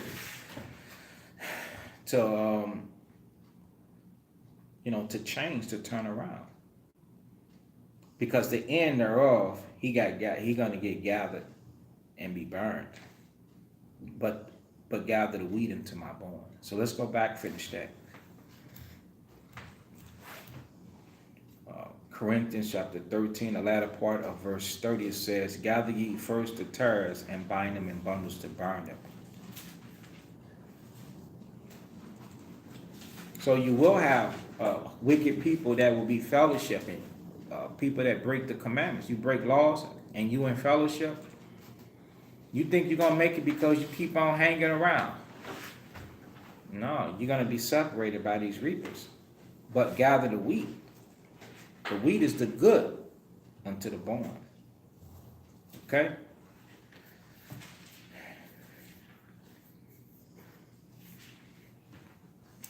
So I believe that not knowing this perspective is the thing that was made the struggle with the anger, right? Right. So you have to endure the suffering. You cannot give in to his thoughts and how he feel, because what he think and how he feel when it's putting you down, that doesn't account. That doesn't count. That doesn't matter. When it's putting you down.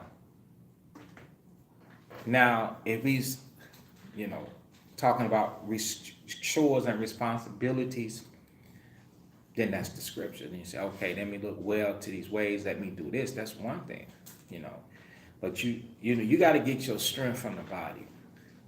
That's where you get your strength from these scriptures that come out. The fellowship, it teaches us in 1 John that the blood of Christ, the fellowship will purge us from sin. It'll make us stronger and stronger. Being knowledgeable and the application will make you stronger. So you're applying, just increase the knowledge on what to do. And then that'll help you to begin to downplay the frustration, and do things like, just withdraw yourself. Don't stand in the midst of the fire and the flame, the words and so on and so forth, Ask them to stop, walk away. Don't just walk away from the brother, but ask them to stop and give you a moment, you understand, and use the scriptures regardless of whether he want to hear them or not. Because these scriptures, when we deal with people, we could deal with people in a fashion and they not even know that it's the Bible. That's how our life is supposed to be. Like it said about Christ, how he was the Word made flesh. You understand? They don't even have to know. You don't, because thou and does and you quoting a precept. To them, this is closed. Their eyes and ears are stopped up. But if you translate it in a fashion that they can understand, like, hey, you say, hey, I give you an example. You want me to patiently listen to you, right? He gonna say, yeah. I'll say, that's good. So now when it comes time for me to talk, you should patiently listen to me. That's only fair. You can be like, damn, you know what? That's exactly right. So I didn't even quote the precept. I just put in the fashion, right? Right. So let's get that. So at that example, all finished. Got that for me. Let's see.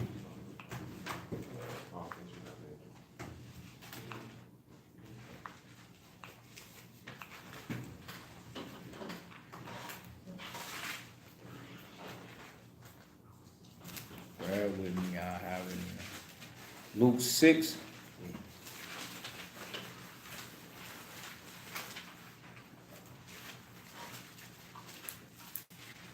Luke 6 and 31. This is Luke chapter 6 and verse 31. And as ye would that men should do to you, do ye also to them likewise. Right. So that's the precept right there. Did you see how I didn't open up the precept? If you in that situation and you don't open up the precept, because you got to realize what type of person you're dealing with. Somebody that's spiritually declined. He's not inclined. You understand?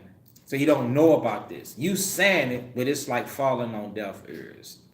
His heart, his mind is covered with a stone. So, and as ye would that men should do to you, do ye to them. So you would just say, hey, you know how you want me to listen to you? Or you know how you don't like it when I yell or when I use profanity? You could address profanity. You're using profanity.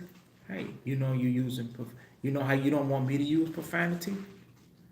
You know, let's just deal with that and try don't let never let somebody in the world turn you and twist you around. Always control the situation using the tactics of the scriptures. The scriptures teach us that this wisdom of the Lord. Go to Philippians.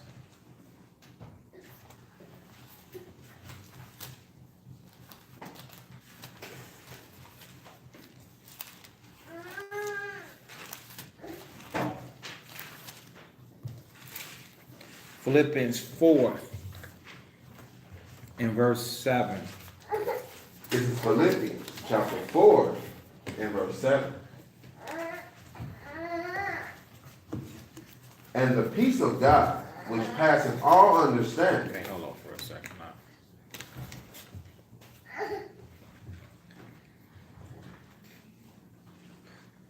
All right. Philippians chapter 4 and verse 7. And the peace of God, which passeth all understanding, shall keep your hearts and minds through Yahweh. So the peace of the Father, it passes all understanding. We should never be twisted up. We should never be twisted up.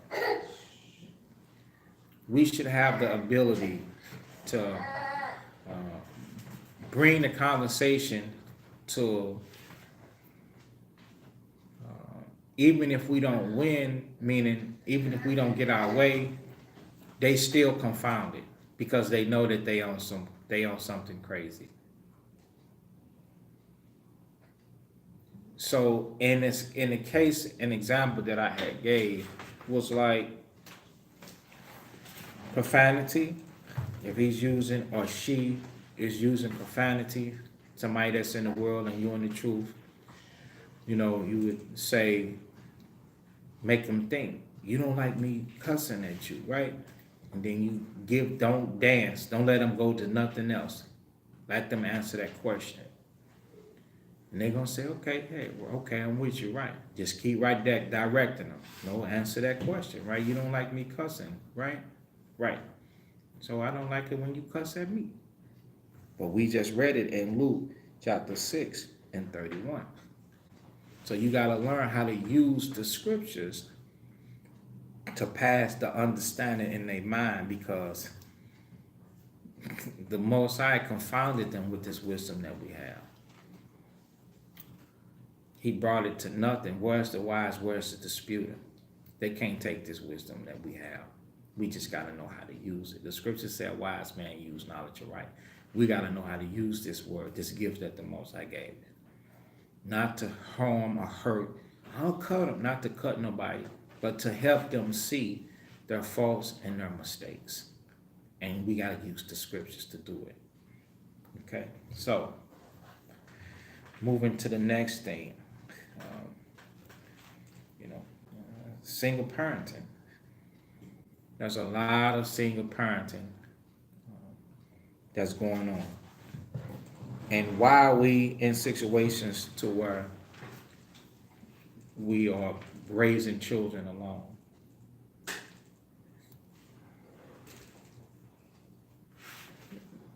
Who knows? Why are we in situations to where we are raising children alone? Take a stab at it.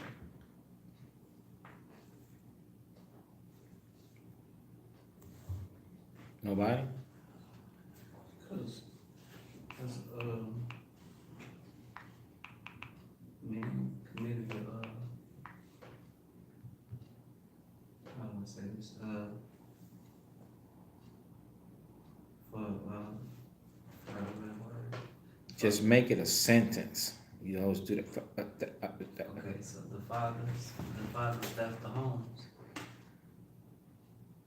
So The fathers left the homes, okay? I mean, that's evident, but mothers leave the home too. Anybody else? I have, because we have no example of what real marriage is, and what we do because of that is we commit fornication. Okay, the act of fornication. The act of fornication. Okay.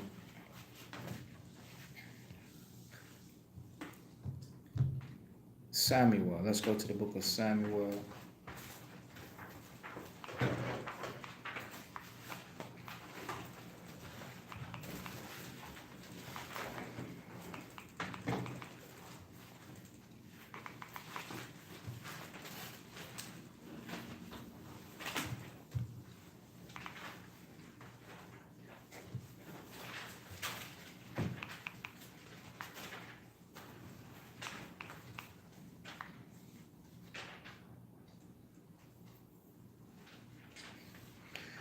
1 Samuel 16.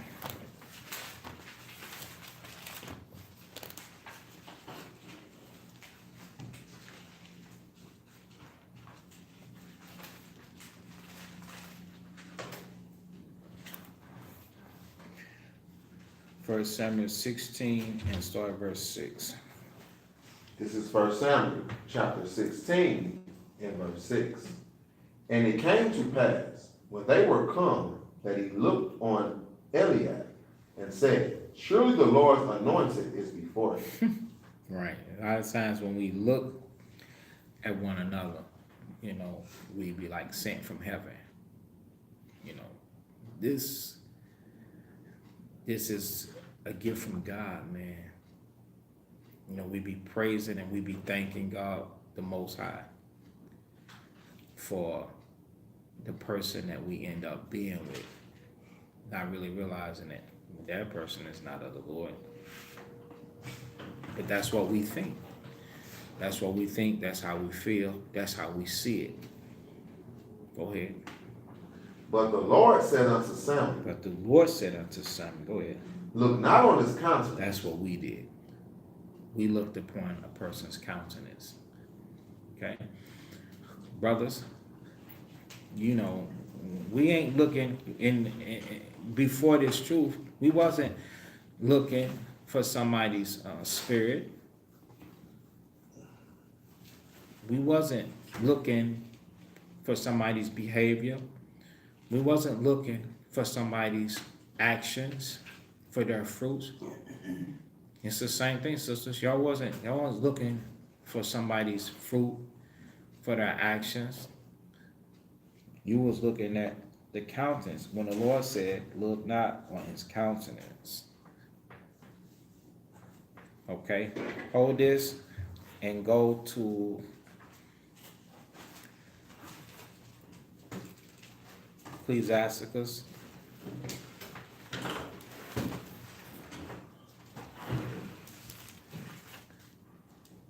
(26).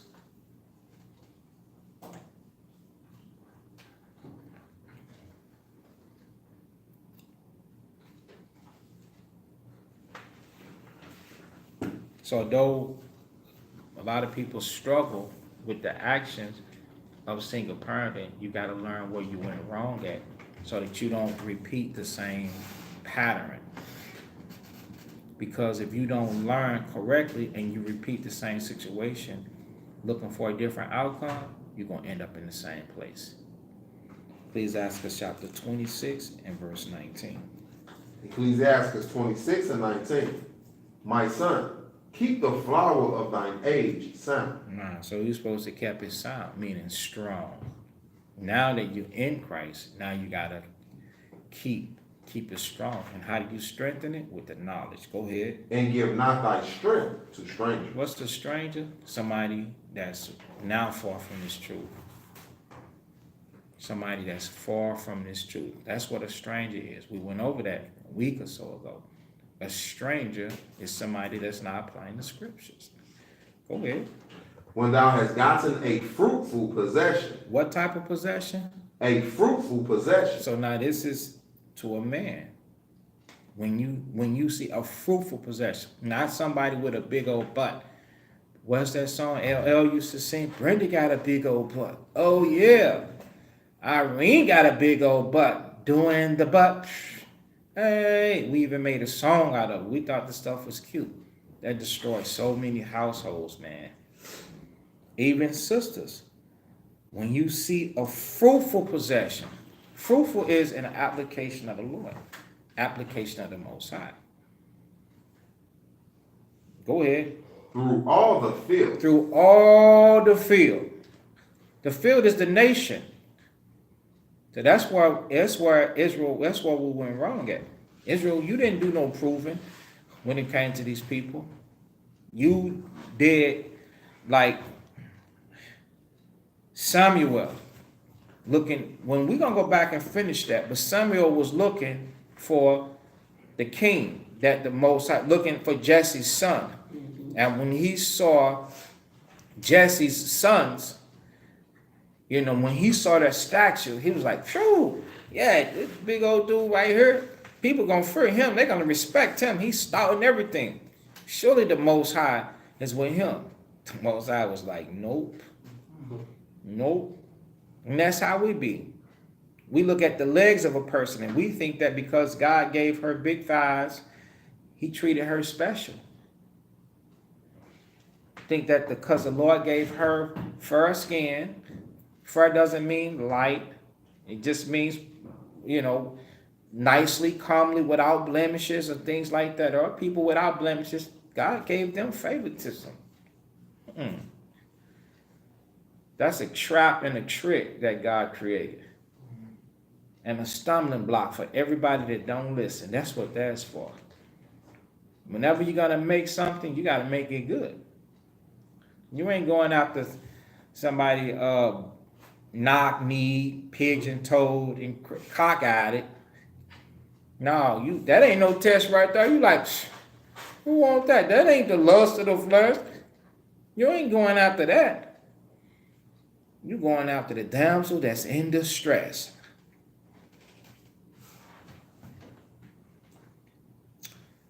So, fruitful. We all went wrong because it wasn't fruitful. These people wasn't fruitful, man. But we didn't know. But now that we in this truth, we supposed to know that, hey, it got to be fruitful. They got to be, man, somebody whose flame is on fire throughout all the field. Through everybody, this person stick out. This person stick out. Somebody catch your eye, bam. That'll be somebody that stick out. They fruitful. Not, I'm single, she's single, we meant to be together. I'm single, he's single, we meant to be together. No, get out of here with that. It ain't a dating game. I'm actually trying to help people in their lives, get their lives on track. This ain't the spot where you come to meet up with chicks. Or chicks, you come to meet up with guys. Only the Most High knows that. And if somebody is not fruitful, then that person ain't even available. They ain't even considerable. Here it says it. When I got in a fruitful possession. Not somebody, they still in drugs, they smoking, they prostituting, fornicating, got ties with their last baby daddy, ties with their last baby mama, still sexing them up, friends with benefits. That ain't no damn fruitful person. That's a demon who covering up violence with a garment. They wicked as hell. They got a garment on. They got a good memory. A lot of people fool y'all because they got a strong memory, man.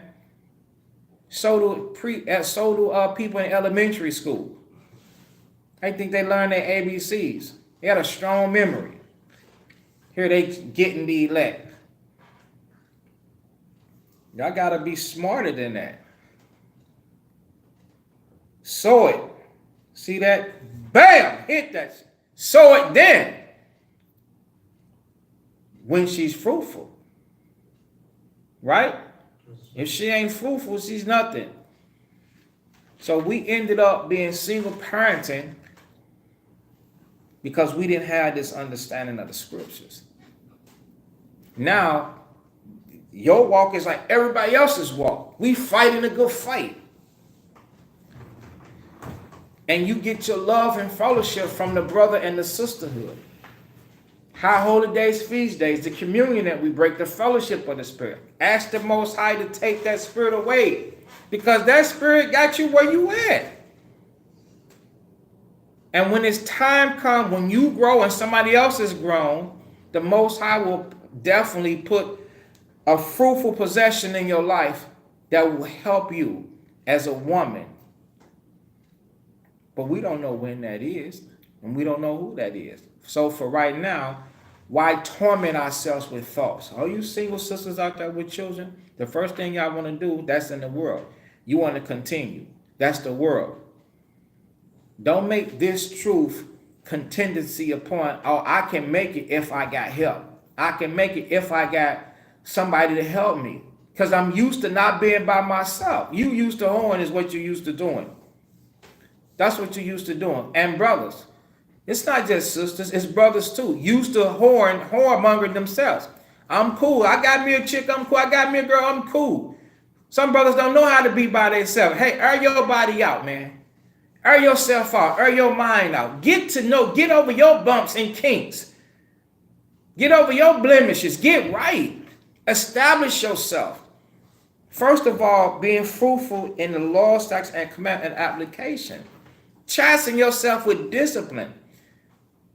Because being under the yoke of somebody is a humongous responsibility. And everyone up until today has failed. That's why you're single. They have all failed. And you're trying to repeat. Some of you are thinking about repeating the same old situation. Again, you have not learned how to get it right yet. You've learned some truth, but you have not learned how to get it right. You got to dedicate and commit yourself. It definitely can happen. But it's got to happen according to the terms that's written in the scriptures. And when it happened, nobody knows. I don't know. You ain't going to know. It will happen when you least expect it. Nobody knows the day, nor the time, nor the hour. Know who it is. But I will instill in some faith in you that God is not, he is not unrighteous to forget you. But first, he got to see your labor of love that you're working. He got to see that. He got to see that, because when he presents you, he don't want to present somebody righteous with a problem. Just like you don't want no problem.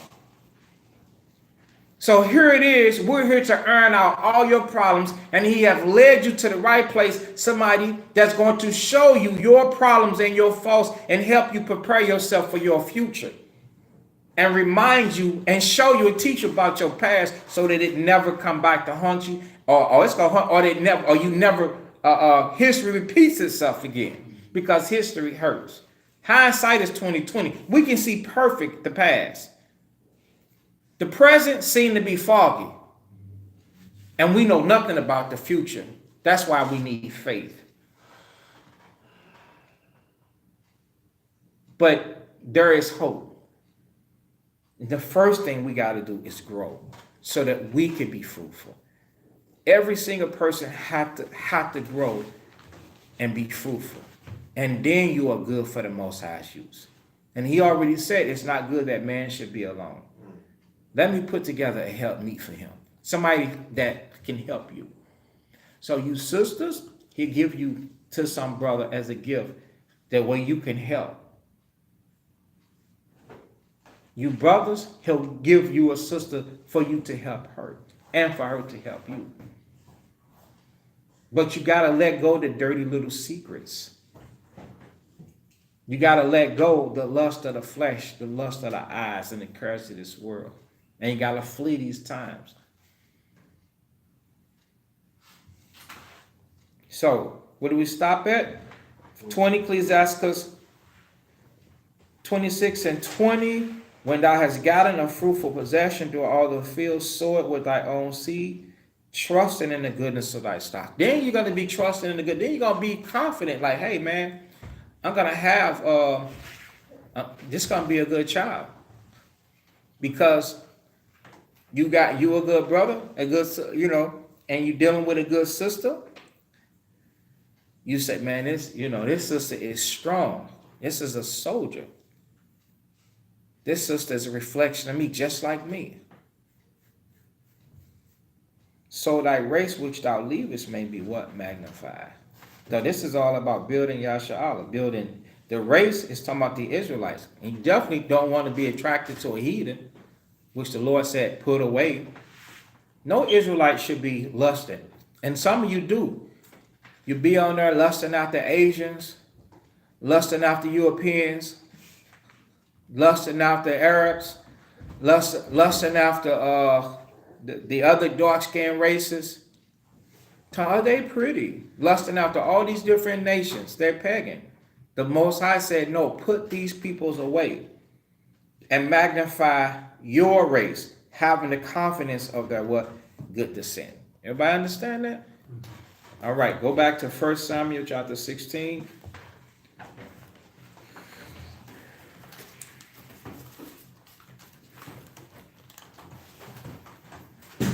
Back to 1 Samuel, chapter 16, and verse 7.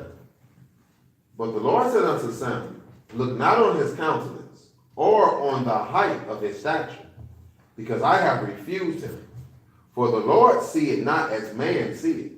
For man looketh on the outward appearance, but the Lord looketh on the heart. Right, so everybody see it? All right, this is, look not on his countenance, or on the height of his stature. So we can't do that.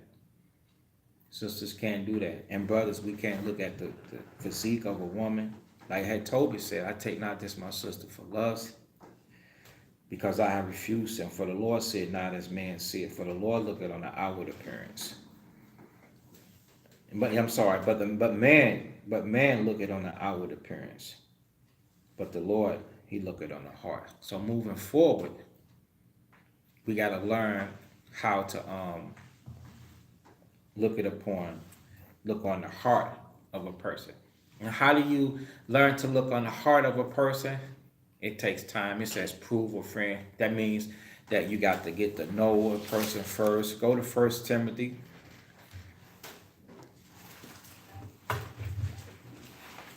First Timothy chapter 5.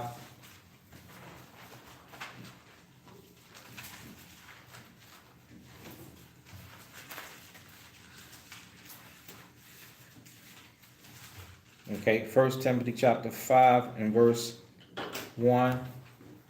1 Timothy chapter 5 and 1. Rebuke not an elder, but entreat him as a father. So look at the elders as fathers. Go ahead. And the younger men as brethren. Wow. And also there are elder women. Okay, so it says, and the younger men as brethren. So look at the younger men as brothers. So no young sister she go into an environment and she's being sized up or she's sizing up. I always ask sisters, like mainly our extended family, extended general assembly that's out there in other cities, they be wanting to fellowship with other people. All right. I ain't hating on nobody. Just make sure these people are keeping the commandments and so on and so forth. But one thing I do ask them, I say, did anybody talk to you? And they all be like, yeah. He dropped his number, this. I'm like, man, Israel, we still mentally brain dead. Israel, you ain't gonna grow like that, man. You gotta come out from among those people. You can't be like that. You gotta look at the younger men. So to my daughters out there, you gotta look at the younger men as brothers. Not go into a situation like, hey, I need help. Let us help you as brothers. You don't need a husband right now. Your flesh is craving and causing, desiring something. But that's when you gotta deal with the sisters and you gotta pray to rebuke that spirit, that desire. You gotta ask the Most High to help you to overcome that. And so when you come around, then you see us as a brother. That's just a brother. He carried, he helped this to the car. He's a brother. That's gonna purge your heart and your mind from wickedness. That's how you get your mind straight. You gotta you gotta know how to see them. So if you do the work at home that we talked about earlier pertaining to the lust, when you see the brothers, then you're gonna deal with them accordingly. And then the brothers will be militant and in the faith, and our sisters are like that too. So sometimes we would try and hide our The sins. conference has not started. If you are the host, please enter your 4-digit host code. We will now connect you to your call. You are the first attendee as your conference recording started. You'd hide your sin and then start doing what? Looking backwards. Because the brothers won't give you none. You know where to get it. You can't do that. My sisters, my daughters, you can't do that. You can't do that, man. Not only is it nasty as hell, but you know what you're doing? You destroying all your work. You destroying all your hard work. All your hard work. You destroying all your hard work. You putting your body in jeopardy. You're subject to end up getting pregnant. Because when you go backwards, you're gonna go backwards to somebody that you're familiar with.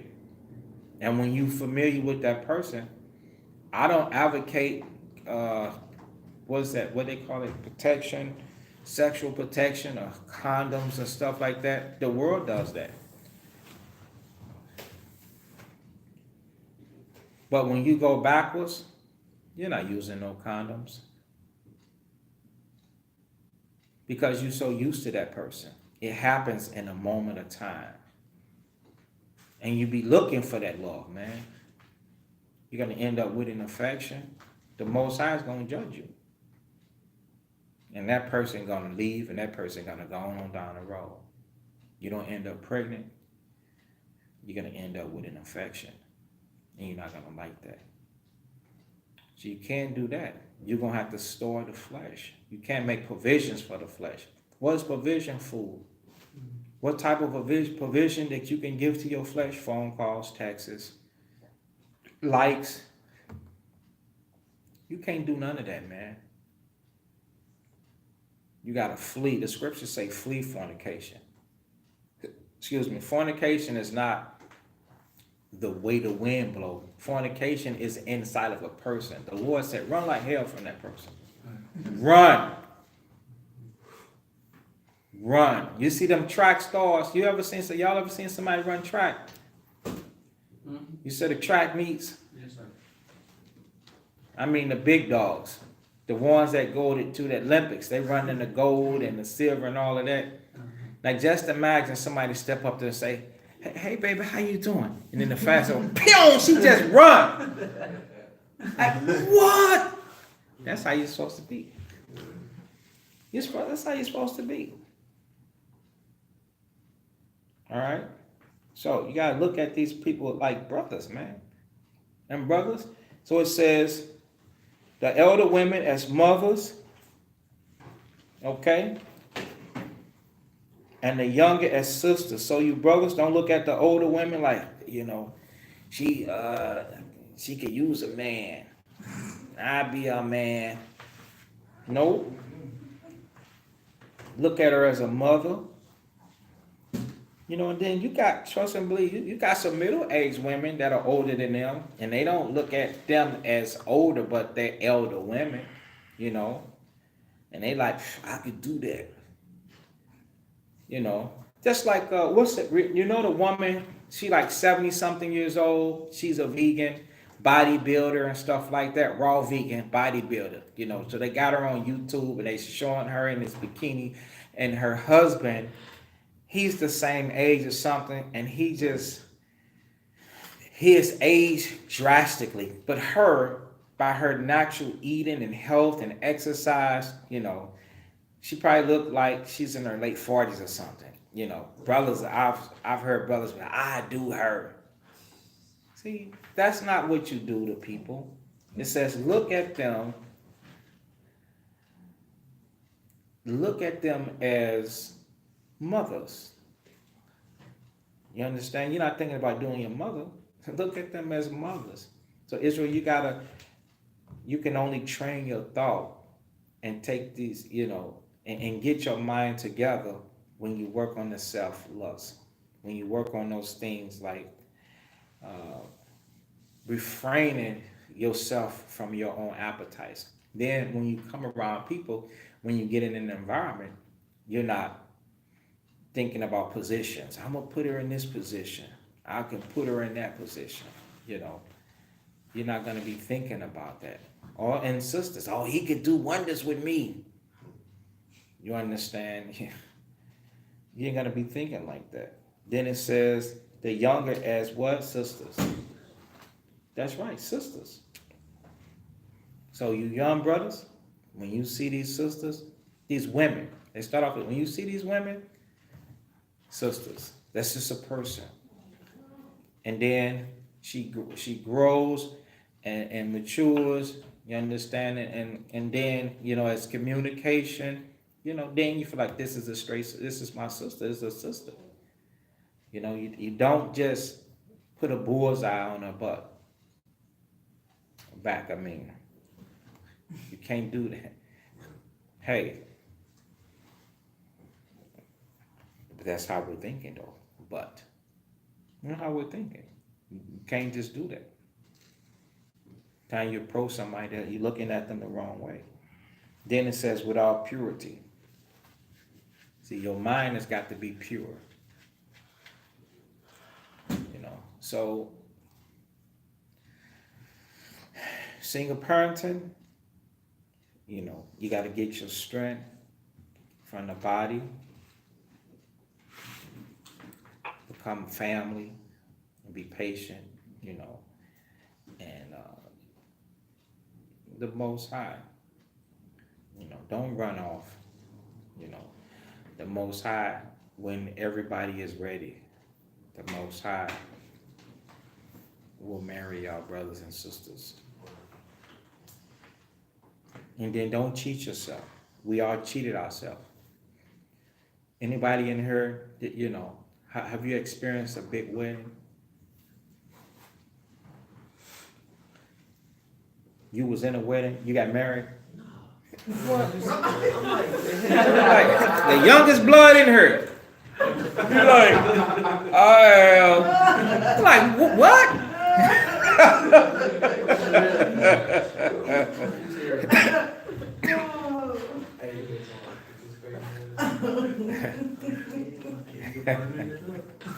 Like that is the joke of the day. Not joke like something wrong. Like you couldn't experience it, man. But you know, we just asking, man. You know, we could have, you know, we just asking because you're like only 10 days old. You know, you're like, yeah, I had a big wedding.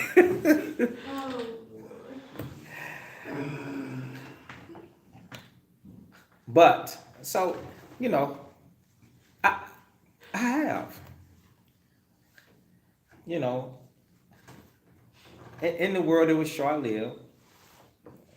I think I might have been 19, 20 maybe. You know, it was 7 bridesmaids and 7 groomsmaids. And we all had our colors and everything. It was short-lived because I wasn't ready. You know, I did it because she asked me. That's the only reason why I did it. You know, didn't know how to say no or didn't know to say no. But the reason why I'm saying this,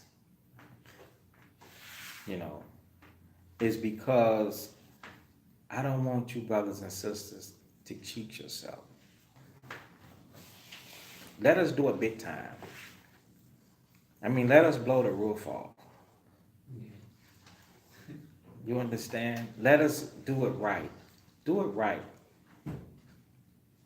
You understand? A wedding, actual wedding ceremony. Before you have sex, don't have sex. You know, prove a friend, you be betrothed. That's what the engagement is in the world. Well, we were engaged to be married. The whole time they doing everything that people married do. They even live together. They spend one time apart, that's the damn morning before. How wicked that is. Do it right. Then, it'd be a big, it'd be a wedding, garments, groomsmen, bridesmaids. It'd be about you. It don't matter how young you are, how old you are, what you've been through. You single brothers, you single sisters, we'll give you weddings. We'll marry you. It'll be your day. No more cheating yourself. Don't let nobody come up to you with no stuff. Somebody come up to you tripping and say, hey, talk to the elder. I think he would want to know that you saying this to me. I'm going to set him straight for you. I got your back. And I ain't going to say nothing nasty or snotty. I'm just going to let them know that they far from being ready, so is you. Because in order to deal with you, I want to make sure that you never fail again in your life. So I want to make sure that you, through the Spirit of the Most High Christ, you taken care of in your best interest. Because we can't have you failing in the truth because you won't believe in it. Because the Most High needs you to be lamps and lights, man. And in order to do that, you got to have success. So we don't want nobody coming in between that success. Don't want nobody fooling you. So you don't never have to worry about deadbeats again. You understand? So, out of the chain, off the chain wedding reception.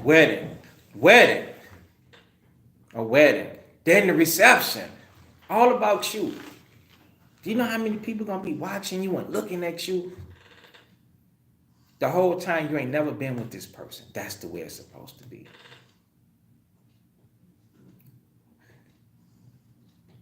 So the children that's coming up, they're gonna see you, man, dressed all pretty. If you're a woman, they're gonna see you dressed all pretty.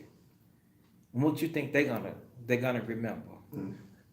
They're gonna remember how this sister had that nice long dress on, and how she had that veil on, and she had that garment and friend just dragging the ground. And everybody gave her attention like a princess. It was all about her. That's what they're gonna remember. They're gonna want that. And we're gonna say, wait your turn. We're gonna do that for you too. And each time we're gonna do it bigger and better. And everybody gonna be what? Waiting their turn. And then for you brothers, all decked out for you. Garments all decked out. It's all about you. And that night, you won't got the lust no more. You gonna love, man. That night, you gonna love. Not before then. That's the correct way, man. Let's do it right. We never done it right before. Let's do it right. Because of not 1 Corinthians 7.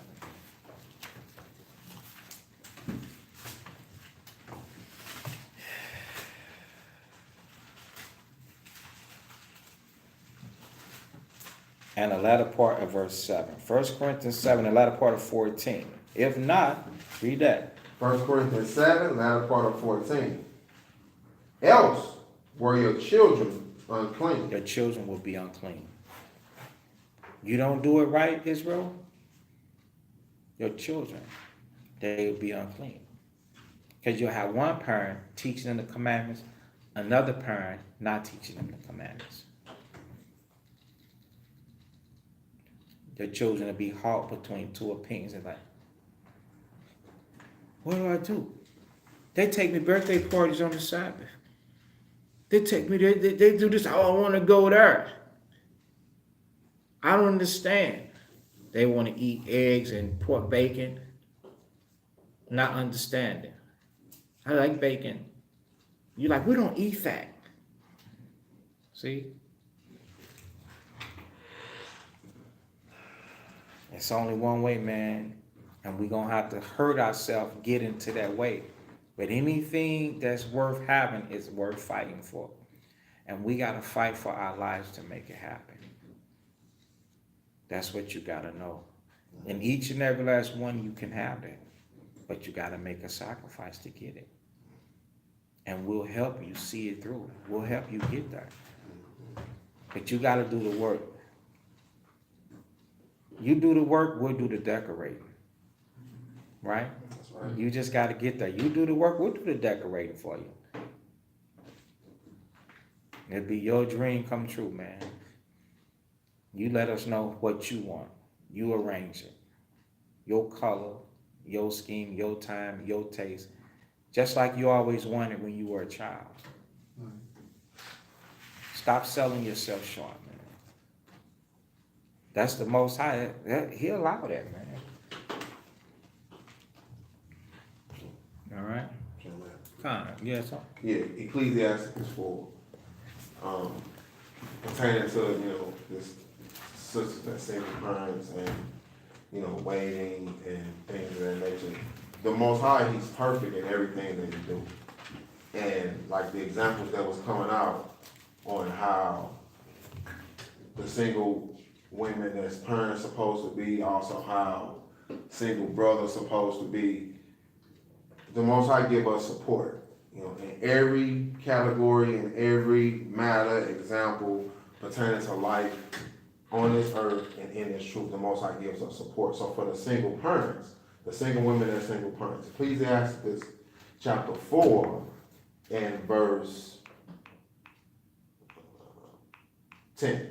See? So this is what you're supposed to get from brothers, you know what I'm saying, when it comes to being a single parent. It says, be as a father unto the fatherless. See? So that's your support system. Brothers is not going to be, let me read the second precept. It says, Where you at, Ecclesiastes 4 and what? in 10. Okay. So it says, be as a father unto the father, and instead of an husband unto their mother. That's the perfection in the Most High in Christ. And that's our order. See? So instead of brothers trying to push up on you, lay down with you, deceive you into, doing something disorderly, the Most High saying instead of that, your support is brothers going to help you raise your children. Be a support, like you got sons, brothers going to be helping you bring them sons up. Stand over them and say, no, that ain't right. Come here. These are the precepts. So as they get older, they gonna be, in the house doing service unto their parents because they got you in their ear and they also got elders and brothers in their ear teaching them right from wrong on how to be a man of the Lord. See? Like women teach women or young daughters how to grow up and be women of the Most High and thoroughly furnished, right?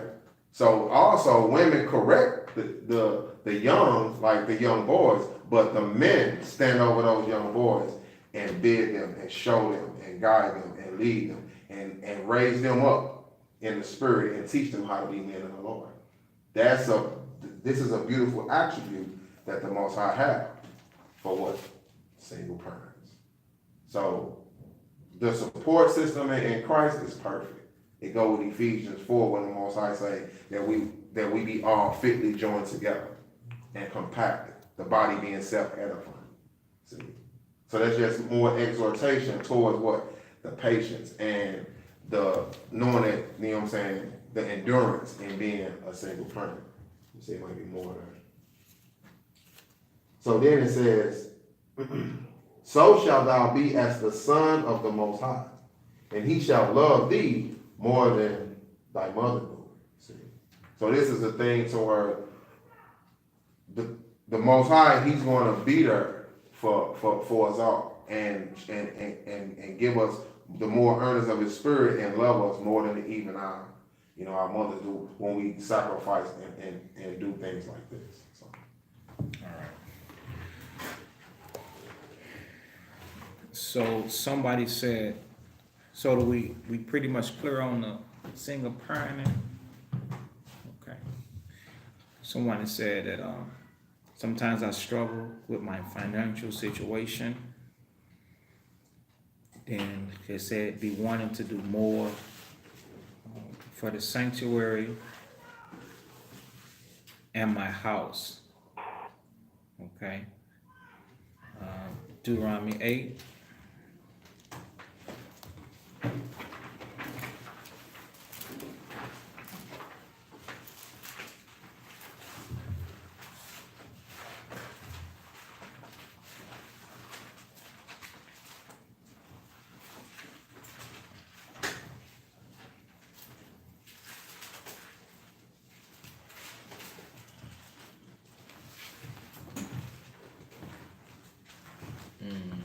Let's see.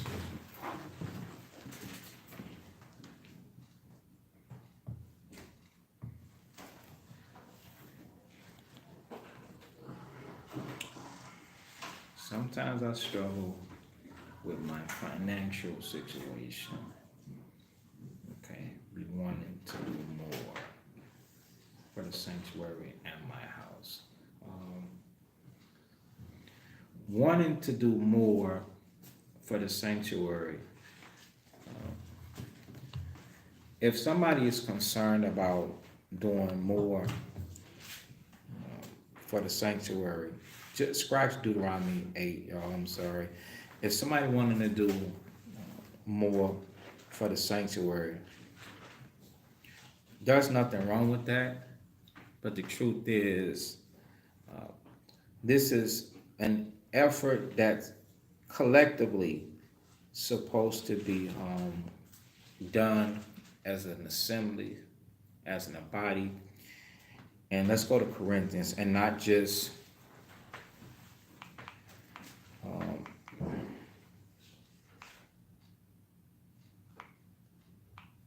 like one person or two people overwhelmed.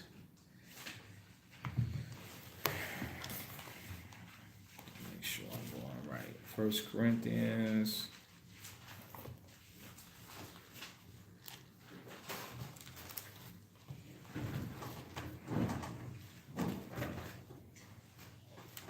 That's actually, good in a brother or sister spirit, whoever it is that feel like that.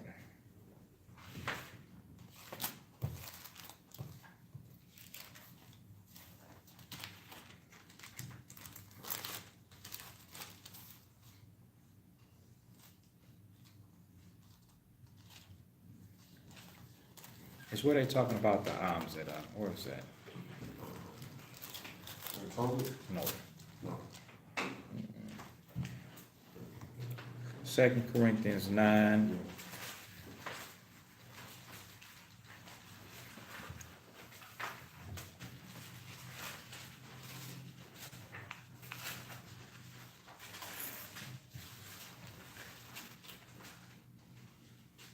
How you spell burden? B-U-R-D-E. Yeah. Everybody at one time, what is it? B-U-R-D-E.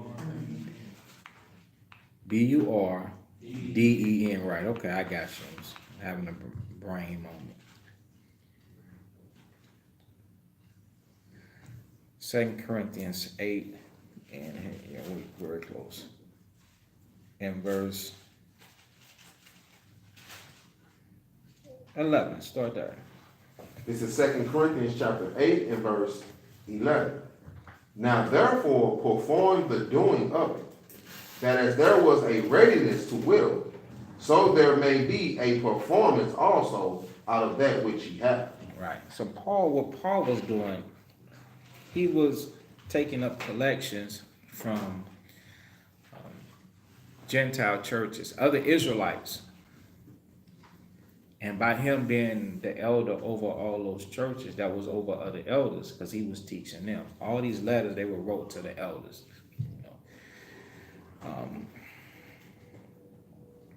And so whether it's the Corinthians, the Thessalonians, the Philippians, the Colossians, the Galatians, the Macedonians, the Romans, he knew who were impoverished and who was lacking and stuff like that. So the Corinthians had money. The Macedonians, they had money. And so he would take this money and he would go and he would distribute it to other people, okay, that had need. So he was telling them to perform the doing of it, meaning to get it together, that as there was a readiness to will, so that there may be performance also of out of that which you have. Okay, so it's dealing with what you got. Verse 12. For if there be first a willing mind. Right. So the first thing is that's good to have a willing mind. So every brother and sister have a willing mind to give. Right. Go ahead. It is accepted. It is accepted. It is a willing mind is accepted. Go ahead. According to that a man hath. According to that a man have. Go ahead.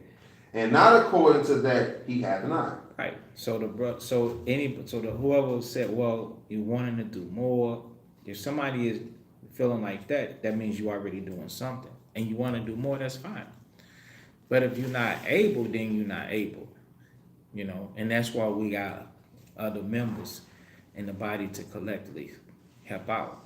You know, it would be nice if our extended family helped support the sanctuary and everything that we're doing. We do have a few struggles. You know, we keep our bills paid, that's fine.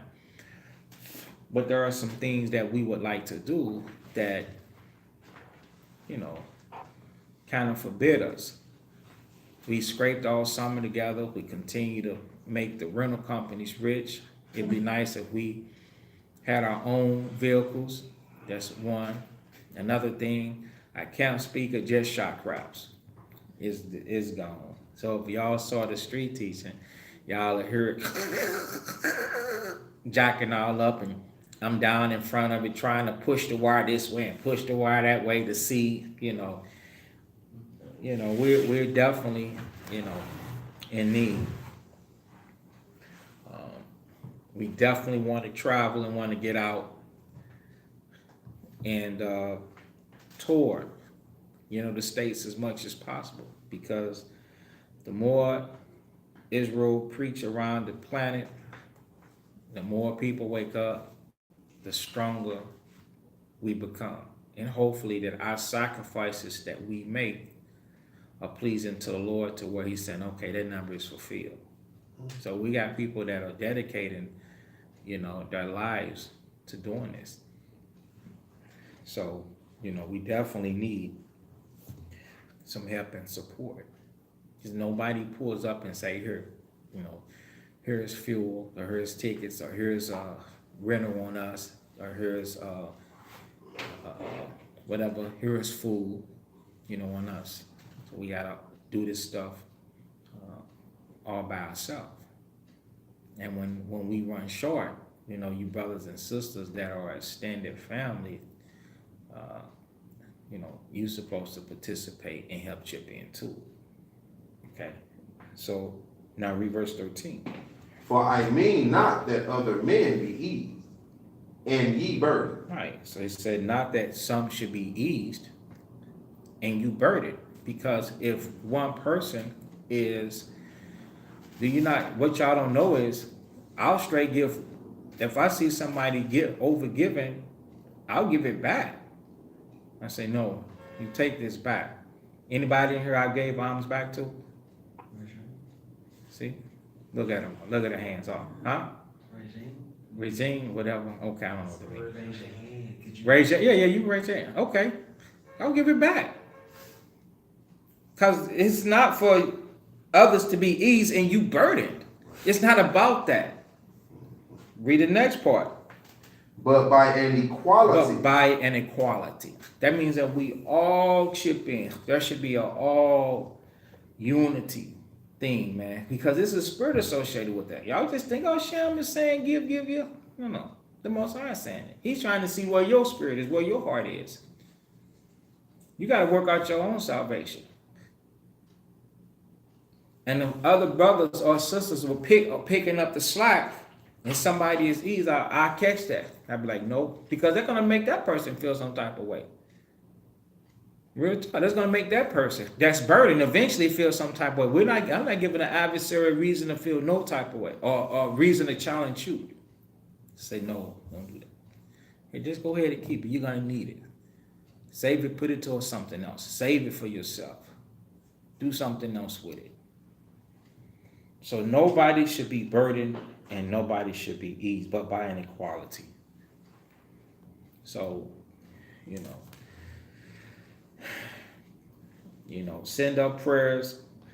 If your financial situation is struggling, ask the Most High. So ask the Most High to help you. You can do certain things like cut corners. When I say cut corners, meaning I don't know how much you eat out. I don't know how much, if you waste on garments and clothing and stuff like that. But be conservative. One way to be conservative is the way that we live. In the summertime, or in the springtime, people get to turn your air conditioner on. Now you owe the utility. In the wintertime, people, the fall. It seems like we're skipping fall, but the first thing they do is they turn the heat on. You got to give your pocket a break. You give your pocket a break, you'll be able to have some money. Then you can do some of the things that you need to do around your house, because the sanctuary is everybody's responsibility. And we're going to do it by an equality. And we're going to preach it and preach it and teach it and teach it, and we're going to be okay. But you need, money to be able to take care of yourself too. Go ahead, Dad. That now at this time your abundance may be a supply for their want. Right. So he would take in money, and that your abundance was a supply for their need. So some of you brothers and sisters out there, if you have an abundance and you know that this is the sanctuary of choice that you fellowship with and you learn from, then you should supply a need. You understand? And since we're on that, some of you brothers and sisters that don't give at all, the last thing we are is thirsty. We know the brothers here that through the Spirit of the Most High in Christ, we know how to bear the burden, but this education is for you. That could possibly be the reason why your blessings are withheld. You understand? Some of you don't understand that it's an evil thing not to give. That's an evil thing. Why is that? Because this is the building of your nation. When do we stop being the prophets of God? When we start asking for help. Now we're not the prophets. So we serve as the priesthood. So let me paint this picture to you. Okay. Just imagine you had an offering. And I had to recently say this to another brother. You had to make an offering. You do love a cheerful giver. That's the scriptures. Say, for instance, you had to make an offering, right? But you knew that the people that took the sacrifice for you, they eat of it, right? Yes, sir. And then you refused to go and bring your offering. And we were doing animal sacrifice, and you refused to go. Who was that hurting? Them. That's hurting you as a person, because you're not even sacrificing for your sins. Right. The scriptures teach us that they which wait to offer at the altar, they eat of the sacrifices. And your eyes so envious, like, damn, what are they gonna do with this? I don't want them eating from. Let's get that.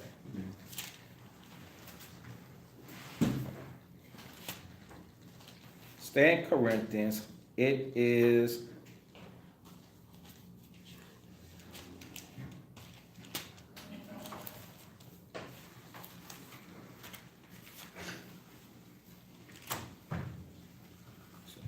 First Corinthians.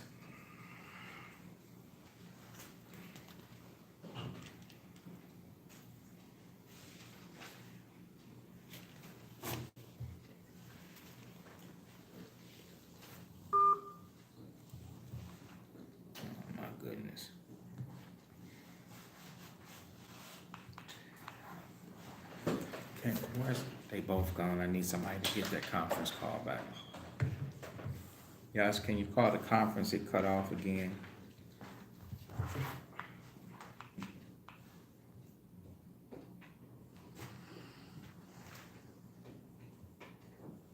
First Corinthians chapter 10.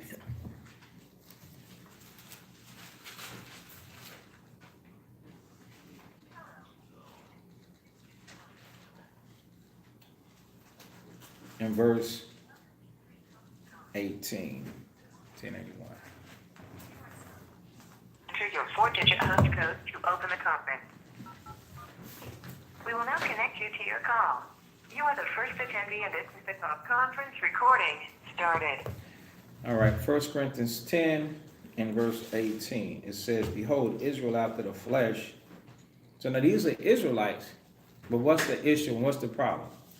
The scripture said that they were after the flesh. And it says, or not they which eat of the sacrifices, partakers of the altar. So these were the same ones that would eat the sacrifice. They were partakers, they tend to the altar. So if you so envious to say, well, hey, I'm not gonna take, who you really hurting? I'm not gonna take my sacrifice to them so that they could do my sin offering because they're gonna eat of it. They actually ate from that. You was hurting yourself because you were still in sin by not bringing your offerings forward. That's the same spirit that a lot of people in now. They say, man, they're so covetous. They're like, man, I'm not gonna offer. I don't know what they're doing. Ecclesiastes chapter 12. You're hurting yourself.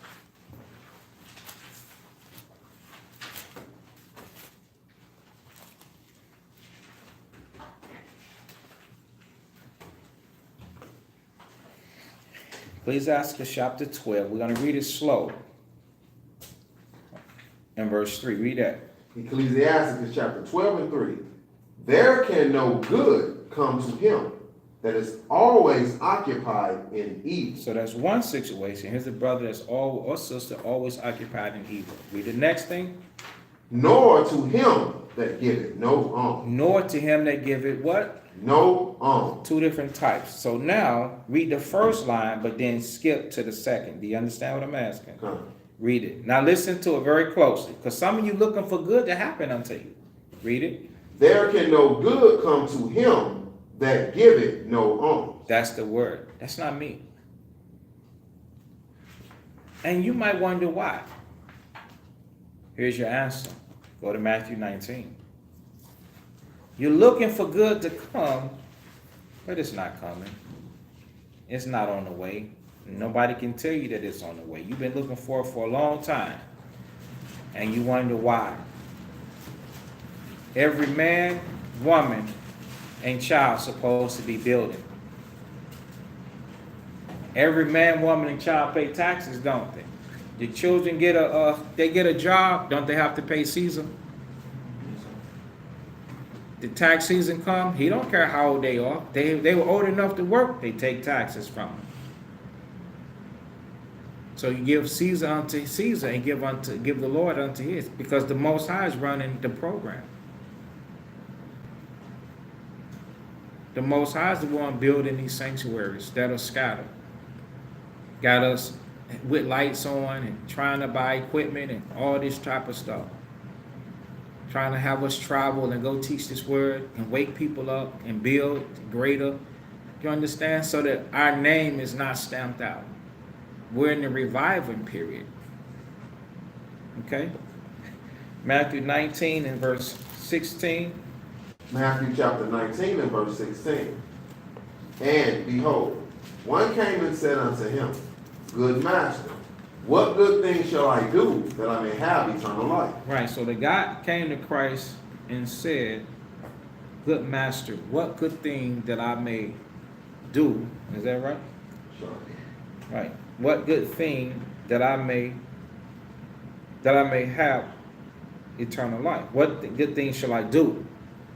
that I may have eternal life. He said, what can I do to be saved? Check this out. Listen to what Christ is going to tell him. Go ahead. And he said unto him, Why callest thou me good? Right. Christ is saying, why callest thou me good? Right. Because men are used to just uplifting man without really knowing him.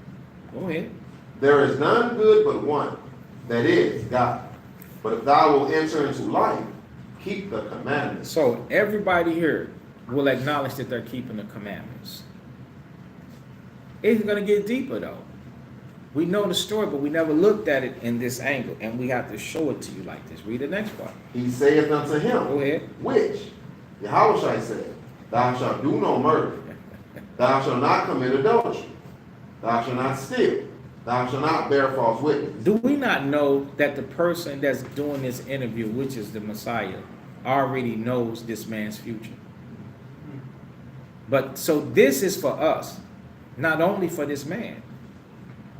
Christ, when Christ said, which Christ already knew what the man wasn't doing, and he already knew what the man was doing. Think about this. Let's go deep and dark. The Messiah, the black Messiah, who the Father was inside of, bringing Israel back to him, is using this man as an example for us so that we could learn right from wrong. So the man come up to him asking about being saved, but right in his own mind, and he's keeping some things. And Christ said, you got to keep the commandments. And he said, what? The Lord said, thou shalt do no murder. Thou shalt not commit adultery. Thou shalt not bear false witness. Honor thy father and mother. And love thy neighbor as thyself. Read. Read. The young man said unto him, All these things have I kept from my youth up.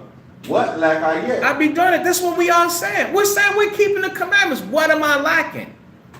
What am I lacking? Read. Yahushua said unto him, If thou wilt be perfect. So he's not perfect. Christ said, if thou will be perfect, go ahead. Go and sell that thou hast. Go ahead. And give. And what? And give. And give. Christ said, go and sell what you have and give. So this ain't about the GA asking. This is about the scriptures. Somebody out of their own mind was like, hey, I'm struggling with financially, wanting to do more. Say, slow your roll. This is a joint effort. But how many people out there are keeping the commandments, but you ain't giving diddly squat? You ain't about building your people. How many of you out there? When was the last time you gave alms? Some of you have never done it, and some of you never intended or planned on doing it. That's shame on you. That's equivalent to you sinning. If we were in Jerusalem having animal sacrifice, you committing sins, and you not going to take a sacrifice because the doggone people that's doing the sacrifice for you eat of the sacrifice. You said, man, I ain't doing that. You hurt yourself. Come on. And give to the poor. He said, go and give to the poor.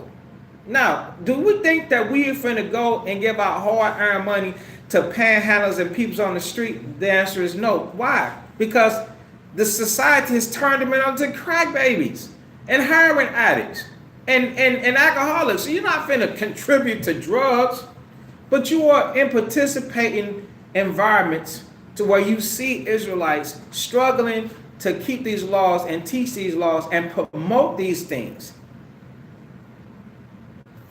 That's the poor right there. Because they can't do it. Pass their own dollars. We work jobs too. It's only so far we can go. We talked about cable shows. I bet that's not free. Yeah, we want cable. We talked about cable shows. We'd love for this to be on cable. It's possible. We talked about radios. Radio time, I bet that's not free. Airtime, that's not free. He said 15 grand. See, somebody already researching it. Can't even put a billboard up. Advertising. Come on. So he said, go and sell what you have and give it to the poor. Go ahead. And thou shalt have treasure in heaven. He said, trust me, I got you. You're going to have treasure in heaven. Go ahead. and come and follow me. And the Lord said, then follow him. Go ahead. But when the young man heard that saying, he went away sorrowful, for he had great possessions. Right. The man went away what? Sad. Because it's like, do I do this? Or do I listen to him and start distributing, giving to this poor? He said the man chose to leave, man. He went away sorrowful. He went away sorrowful. Go ahead. Then said Yahushua unto his disciples, Verily I say unto you, that a rich man shall hardly enter into the kingdom of heaven. Right. The Lord said a man like that doesn't give, he won't make it into the kingdom. So are we keeping the commandments for no reason?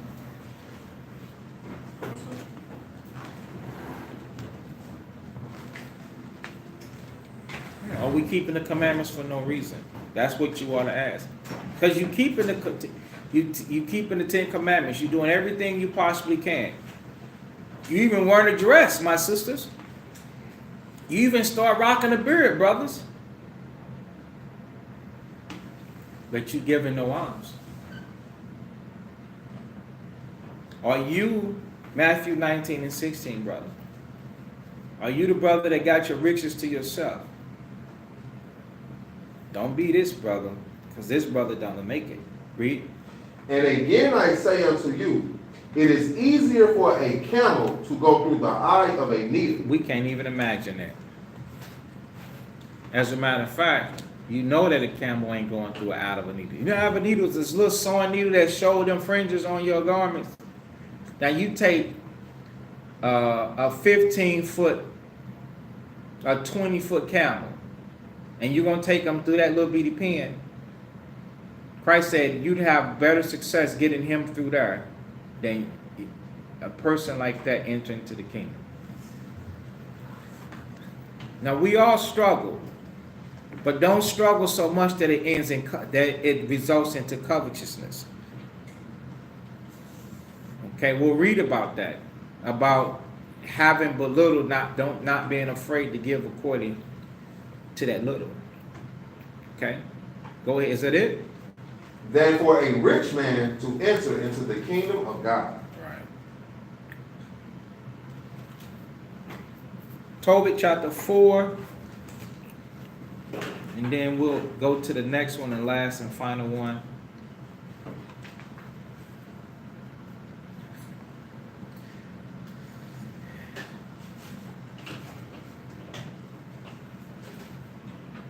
Tobit chapter 4, and I'll read it. Verse 7, it says, give alms of thy substance. And when thou givest alms, let not thy eye be envious. Just lose the Bible. Go to Tobit 4. Or you can use it.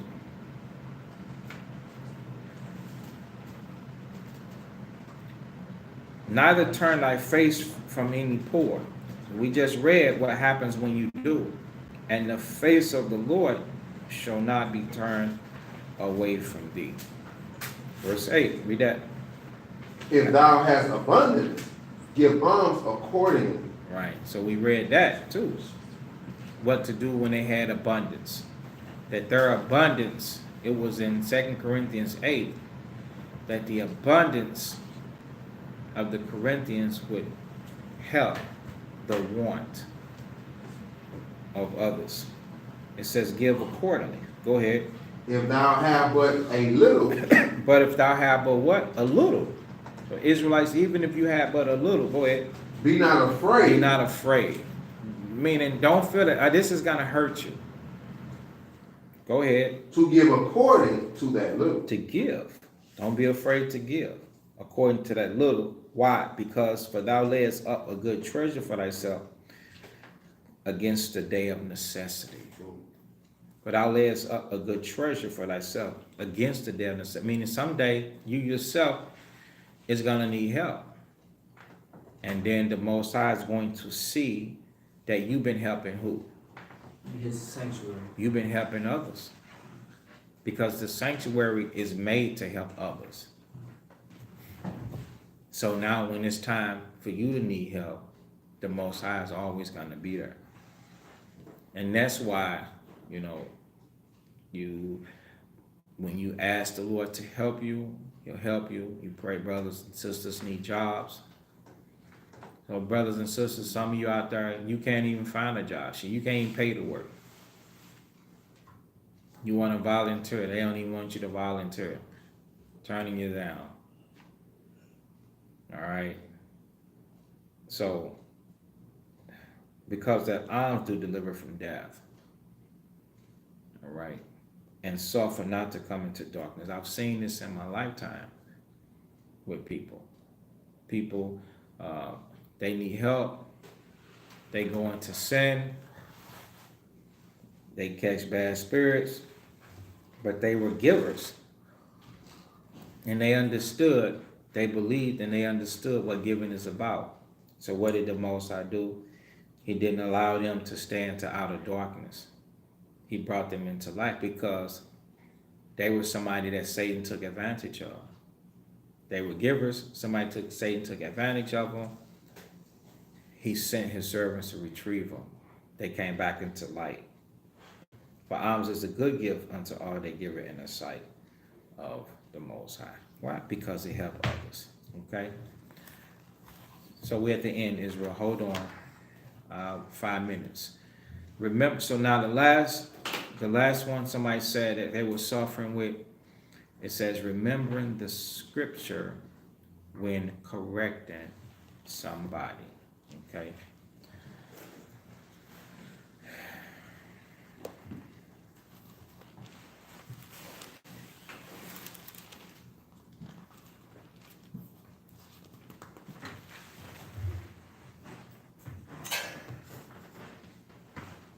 Ecclesiasticus.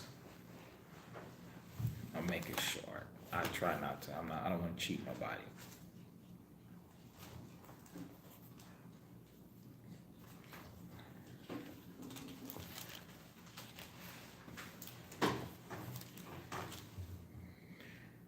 Ecclesiasticus chapter 8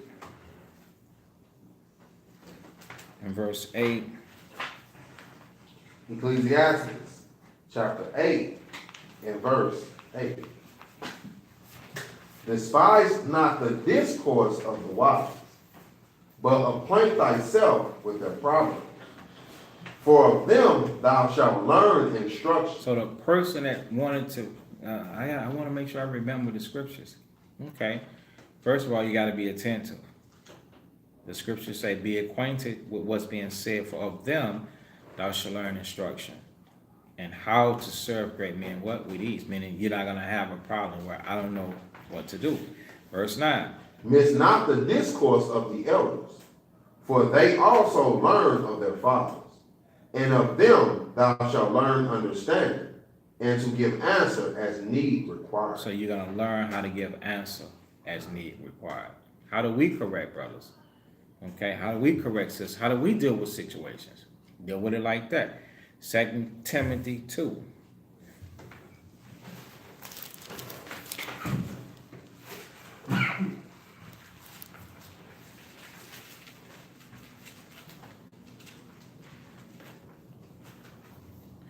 Second Timothy chapter 2.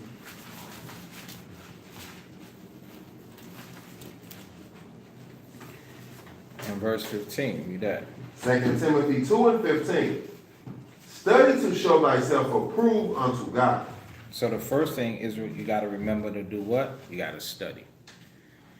You got to study. You got to go through the laws.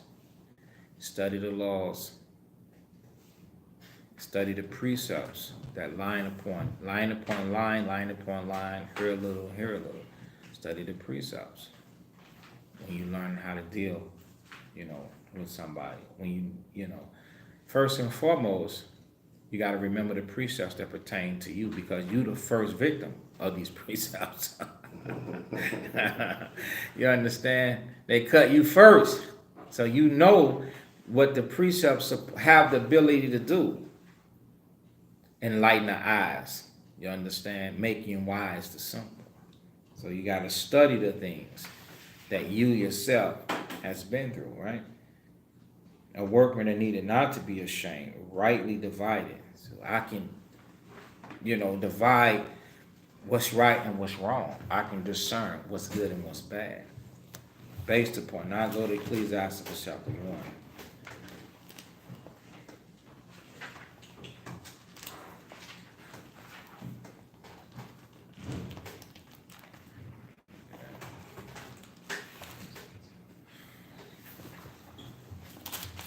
Okay. Ecclesiastes chapter 1. And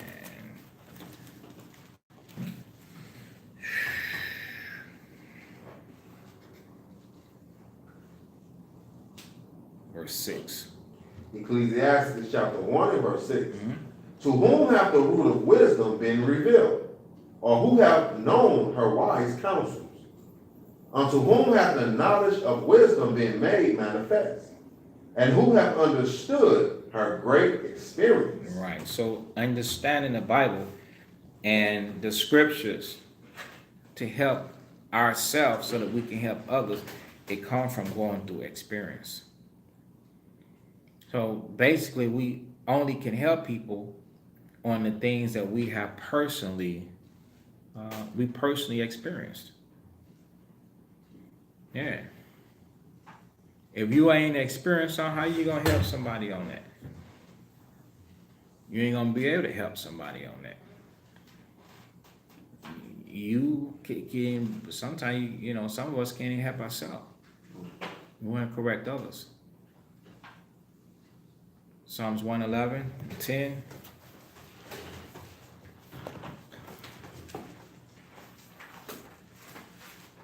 This is Psalms chapter 111 and verse 10.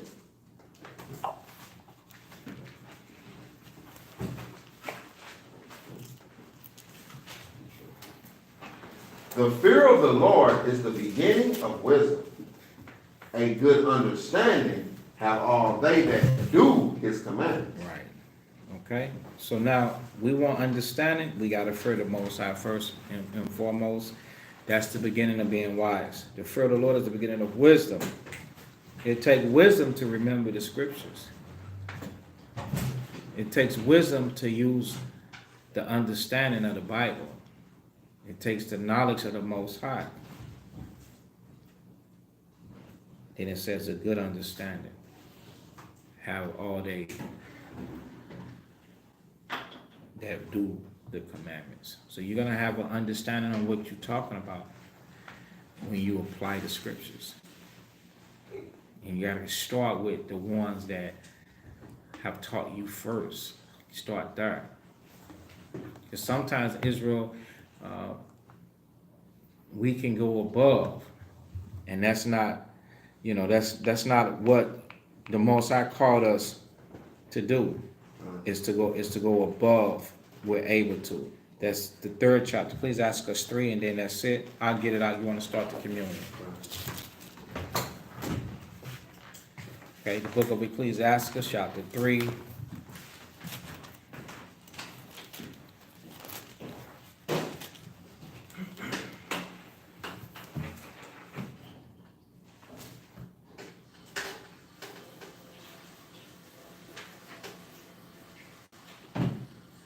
And 18, it says, the greater thou art, the more humble thyself, and thou shalt find favor before the Lord. Many are in high place and are renowned, but mysteries are revealed unto what? The meek.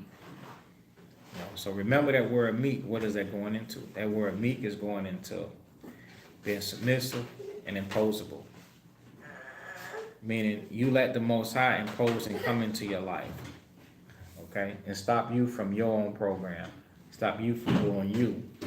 He imposed. Mysteries are given into them. You want to be able to help somebody, correct somebody, and deal with somebody. Well, meek up. Verse 20, for the power of the Most High is great. Meaning he has the ability to do it. And he is honored of what? The lowly. Those that are lowly, man, they not high-minded. They're not thinking that they are above things. they not doing too much nor the most, the Lord said he honored by them. Why? Because he gave them the mysteries of the scriptures and the spirit to help. Okay? Correction is going into not just correcting, but also teaching. A lot of people want to teach. Okay? Then it says, seek not out the things that are too hard for thee. Seek not out the things that are too hard for thee. Neither search the things that what? Above thy strength. But what is commanded thee, that's what you're going to be able to deal with. Think thereupon with reverence, for it is not needful for thee to see with thine eyes the things that are what? In secret. So sometimes, Israel, we can be trying to get into a situation to where we correcting somebody or a situation, and it's above our strength. We supposed to correct something or correct somebody.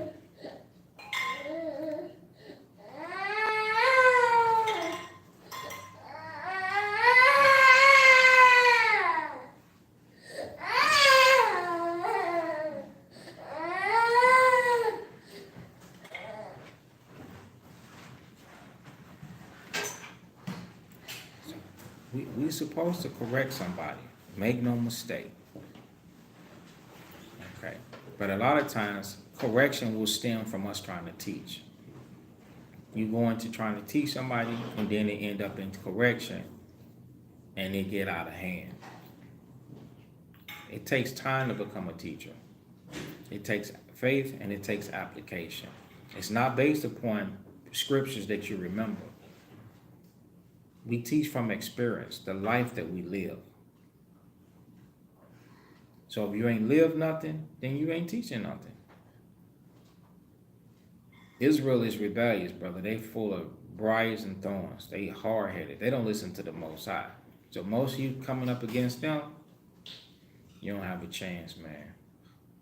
They're going to fight you to that put you to death. That's why I told you from the beginning, don't be arguing with nobody. Don't argue with nobody over this. All right. So with that, I'm going to say shalom, but to cap it up again, remembering scriptures when correcting somebody. Hey, the way that you walk, who don't remember the way home? Or who don't remember the place that they go to frequently? So you should always remember the scriptures that you're doing. You can correct somebody over the scriptures that you know, the stuff that you know, the stuff that you yourself applying. Anything outside of that, leave it alone, man. You ain't gonna be able to handle it. You're gonna look bad. You're gonna get beat up on. It's gonna be an argument. Hasty fighting, shedded blood, man. That's what it's gonna be. So, any questions? And to those of you, this class was about what are you struggling with. If you put your struggles in there, I will definitely try my best to answer them things. Whether it's if it's something small, I can get to it there. If it's something that takes a conversation for me to speak with you, I definitely try and contact you through the messenger, and we can deal with these situations one-on-one or something. Okay, sisters, definitely reach out to Kassad. She's under the profile, the sister's profile for the school, Jewel Yahawashai. Her name is Kassad Israel in the messenger. She do not have a personal Facebook page, but you can reach her through the messenger. She can help deal with those situations, you sisters, okay? So, Matthew 26. And we can all get home and get some late supper.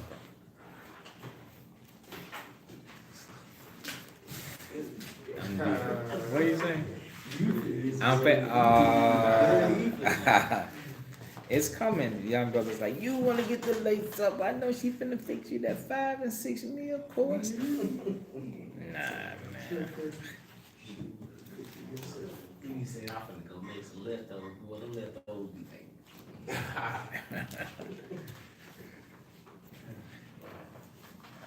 I'm about to say, I'm gonna eat what y'all eat, What does the army eat? Beans. Eat the beans with the men out of the cup, out of the can, right? And the spoon.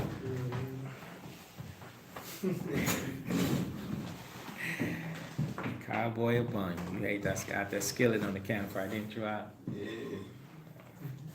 All right, Matthew 26:6. Now when Yahushua, whom the world calls Jesus, was in Bethany, in the house of Simon the leper, there came unto him a woman having an alabaster box of very precious ointment, and poured it on his head as he sat at meat. But when his disciples saw it, they had indignation, saying, to what purpose is this waste? For this ointment might have been sold for much and given to the poor. When Yahushua understood it, he said unto them, why trouble you the woman? For she hath wrought a good work upon me. But you have the poor always with you, but me you have not always. When there shall pour this ointment on my body, she did it for my burial. Verily I say unto you, whatsoever this gospel shall be preached in the whole world, there shall also this that this woman hath done be told for memorial of her. So all praises to the Most High for giving the sister the spirit to come forth and give Christ some comfort for his burial, and also set a beautiful example of a broken and contrite heart, which the Lord himself, the Most High, said he do not despise. Okay, so now the communion of the Lord Christ that he said that we should do, and he got it written in 1 Corinthians chapter 11 and 23. It says, for I received of the Lord that which also I delivered unto you, that Hamashiach, Yahushua, where it says Lord Jesus, Hamashiach meaning the Messiah, Yahushua, that's how you pronounce Christ's name in the Hebrew. So we just translate his name into the Hebrew and we pronounce it according to what we understand in the scriptures as far as the Hebrew, that part there. So, but the same night in which he was betrayed, took bread. When he had given thanks, he broke it and said, take, eat, this is my body, which is broken for you. This do in remembrance of me. After the same manner also he took the cup when he had supped, saying, this cup is the New Testament in my blood. This do ye as oft as ye drink it in remembrance of me. Right there. So what did the Lord say? He had told them to do it often. So even after he had passed away, they continue to do it. And so that torch that they left is an example for us. So we to do it too, okay? But as often as you eat this bread and drink this cup, you do show what? The Lord's death till he comes. So we show an allegiance to the Messiah in keeping this memorial alive and doing so. All right, wherefore whosoever shall eat this bread and drink this cup of the Lord unworthily shall be guilty of the body and blood of the Lord. But let a man examine himself. So let him eat that bread and drink of that cup. For he that eat it and drink it unworthily, eat it and drink it damnation to himself. So we got to be sincere, right? Not discerning the Lord's body. For this cause, many are weak and sickly among you, and many sleep. For if we will judge ourselves, we should not be judged. But when we are judged, we are chastened of the Lord, that we should not be condemned with the world. So the whole objective, Israel, is to be spiritual, be faithful, be committed. Okay, be committed, and to avoid the Most High having to chasten us, because when we chasten us, we have no control or say so over the consequences that's going to come down upon us being disobedient. Okay, so Most High in the name of Christ, thank you for the food and drink. Amen. Amen. This is body which is broken for you.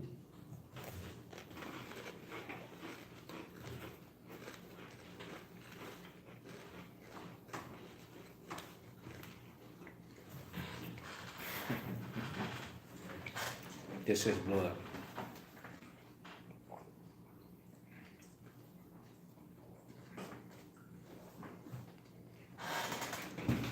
Israel, we do this communion live because according to scriptures, it should be done. So the things that we closed out with, Matthew 26, 1 Corinthians 11, every sanctuary on the face of the earth that are repentant Israelites should be doing it, because they are commanded by the Lord and Savior Yahushua in the word calls Christ. All right. So with that, please stay around for the prayers. And I'll say once again, Shalom, and support the General Assembly with something as simple as sharing the video. Sharing the video. I know I'm saying it 3 or 4 times. I'm gonna check and see how much love y'all showing. I'm gonna go to your page and I'm gonna see If this sister or this brother, did they share the video? Show some love, Israel. Let's get this out, okay? Don't be ashamed. We're gonna stand and face the rules right there.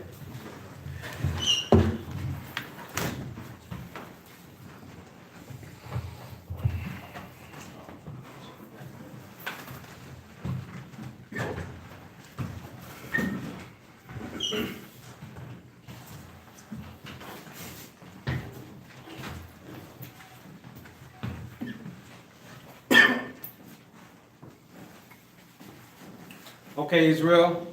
If every man was just like me, what kind of sanctuary would this be? Our Father which art in heaven, hallowed be thy name, thy kingdom come, thy will be done in earth as it is in heaven. Give us this day our daily bread, and forgive us our debts, as we forgive our debtors. And lead us not into temptation, but deliver us from evil. For thine is the kingdom, and the power, and the glory forever. In Christ's name we pray, amen. Amen.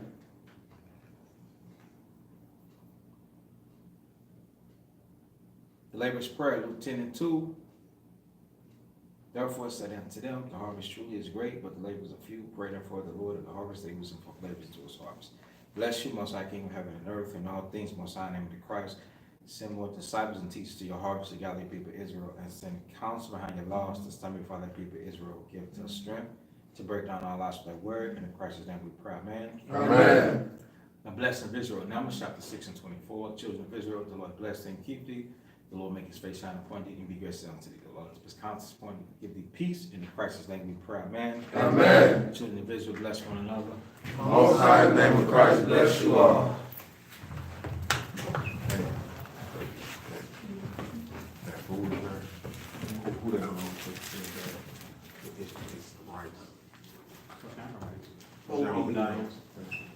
Some of that's for, it's their arm. Take it out. You want it still? You want it still? Okay. You sure? Yeah. Yeah, you want it? What was the cause of struggle?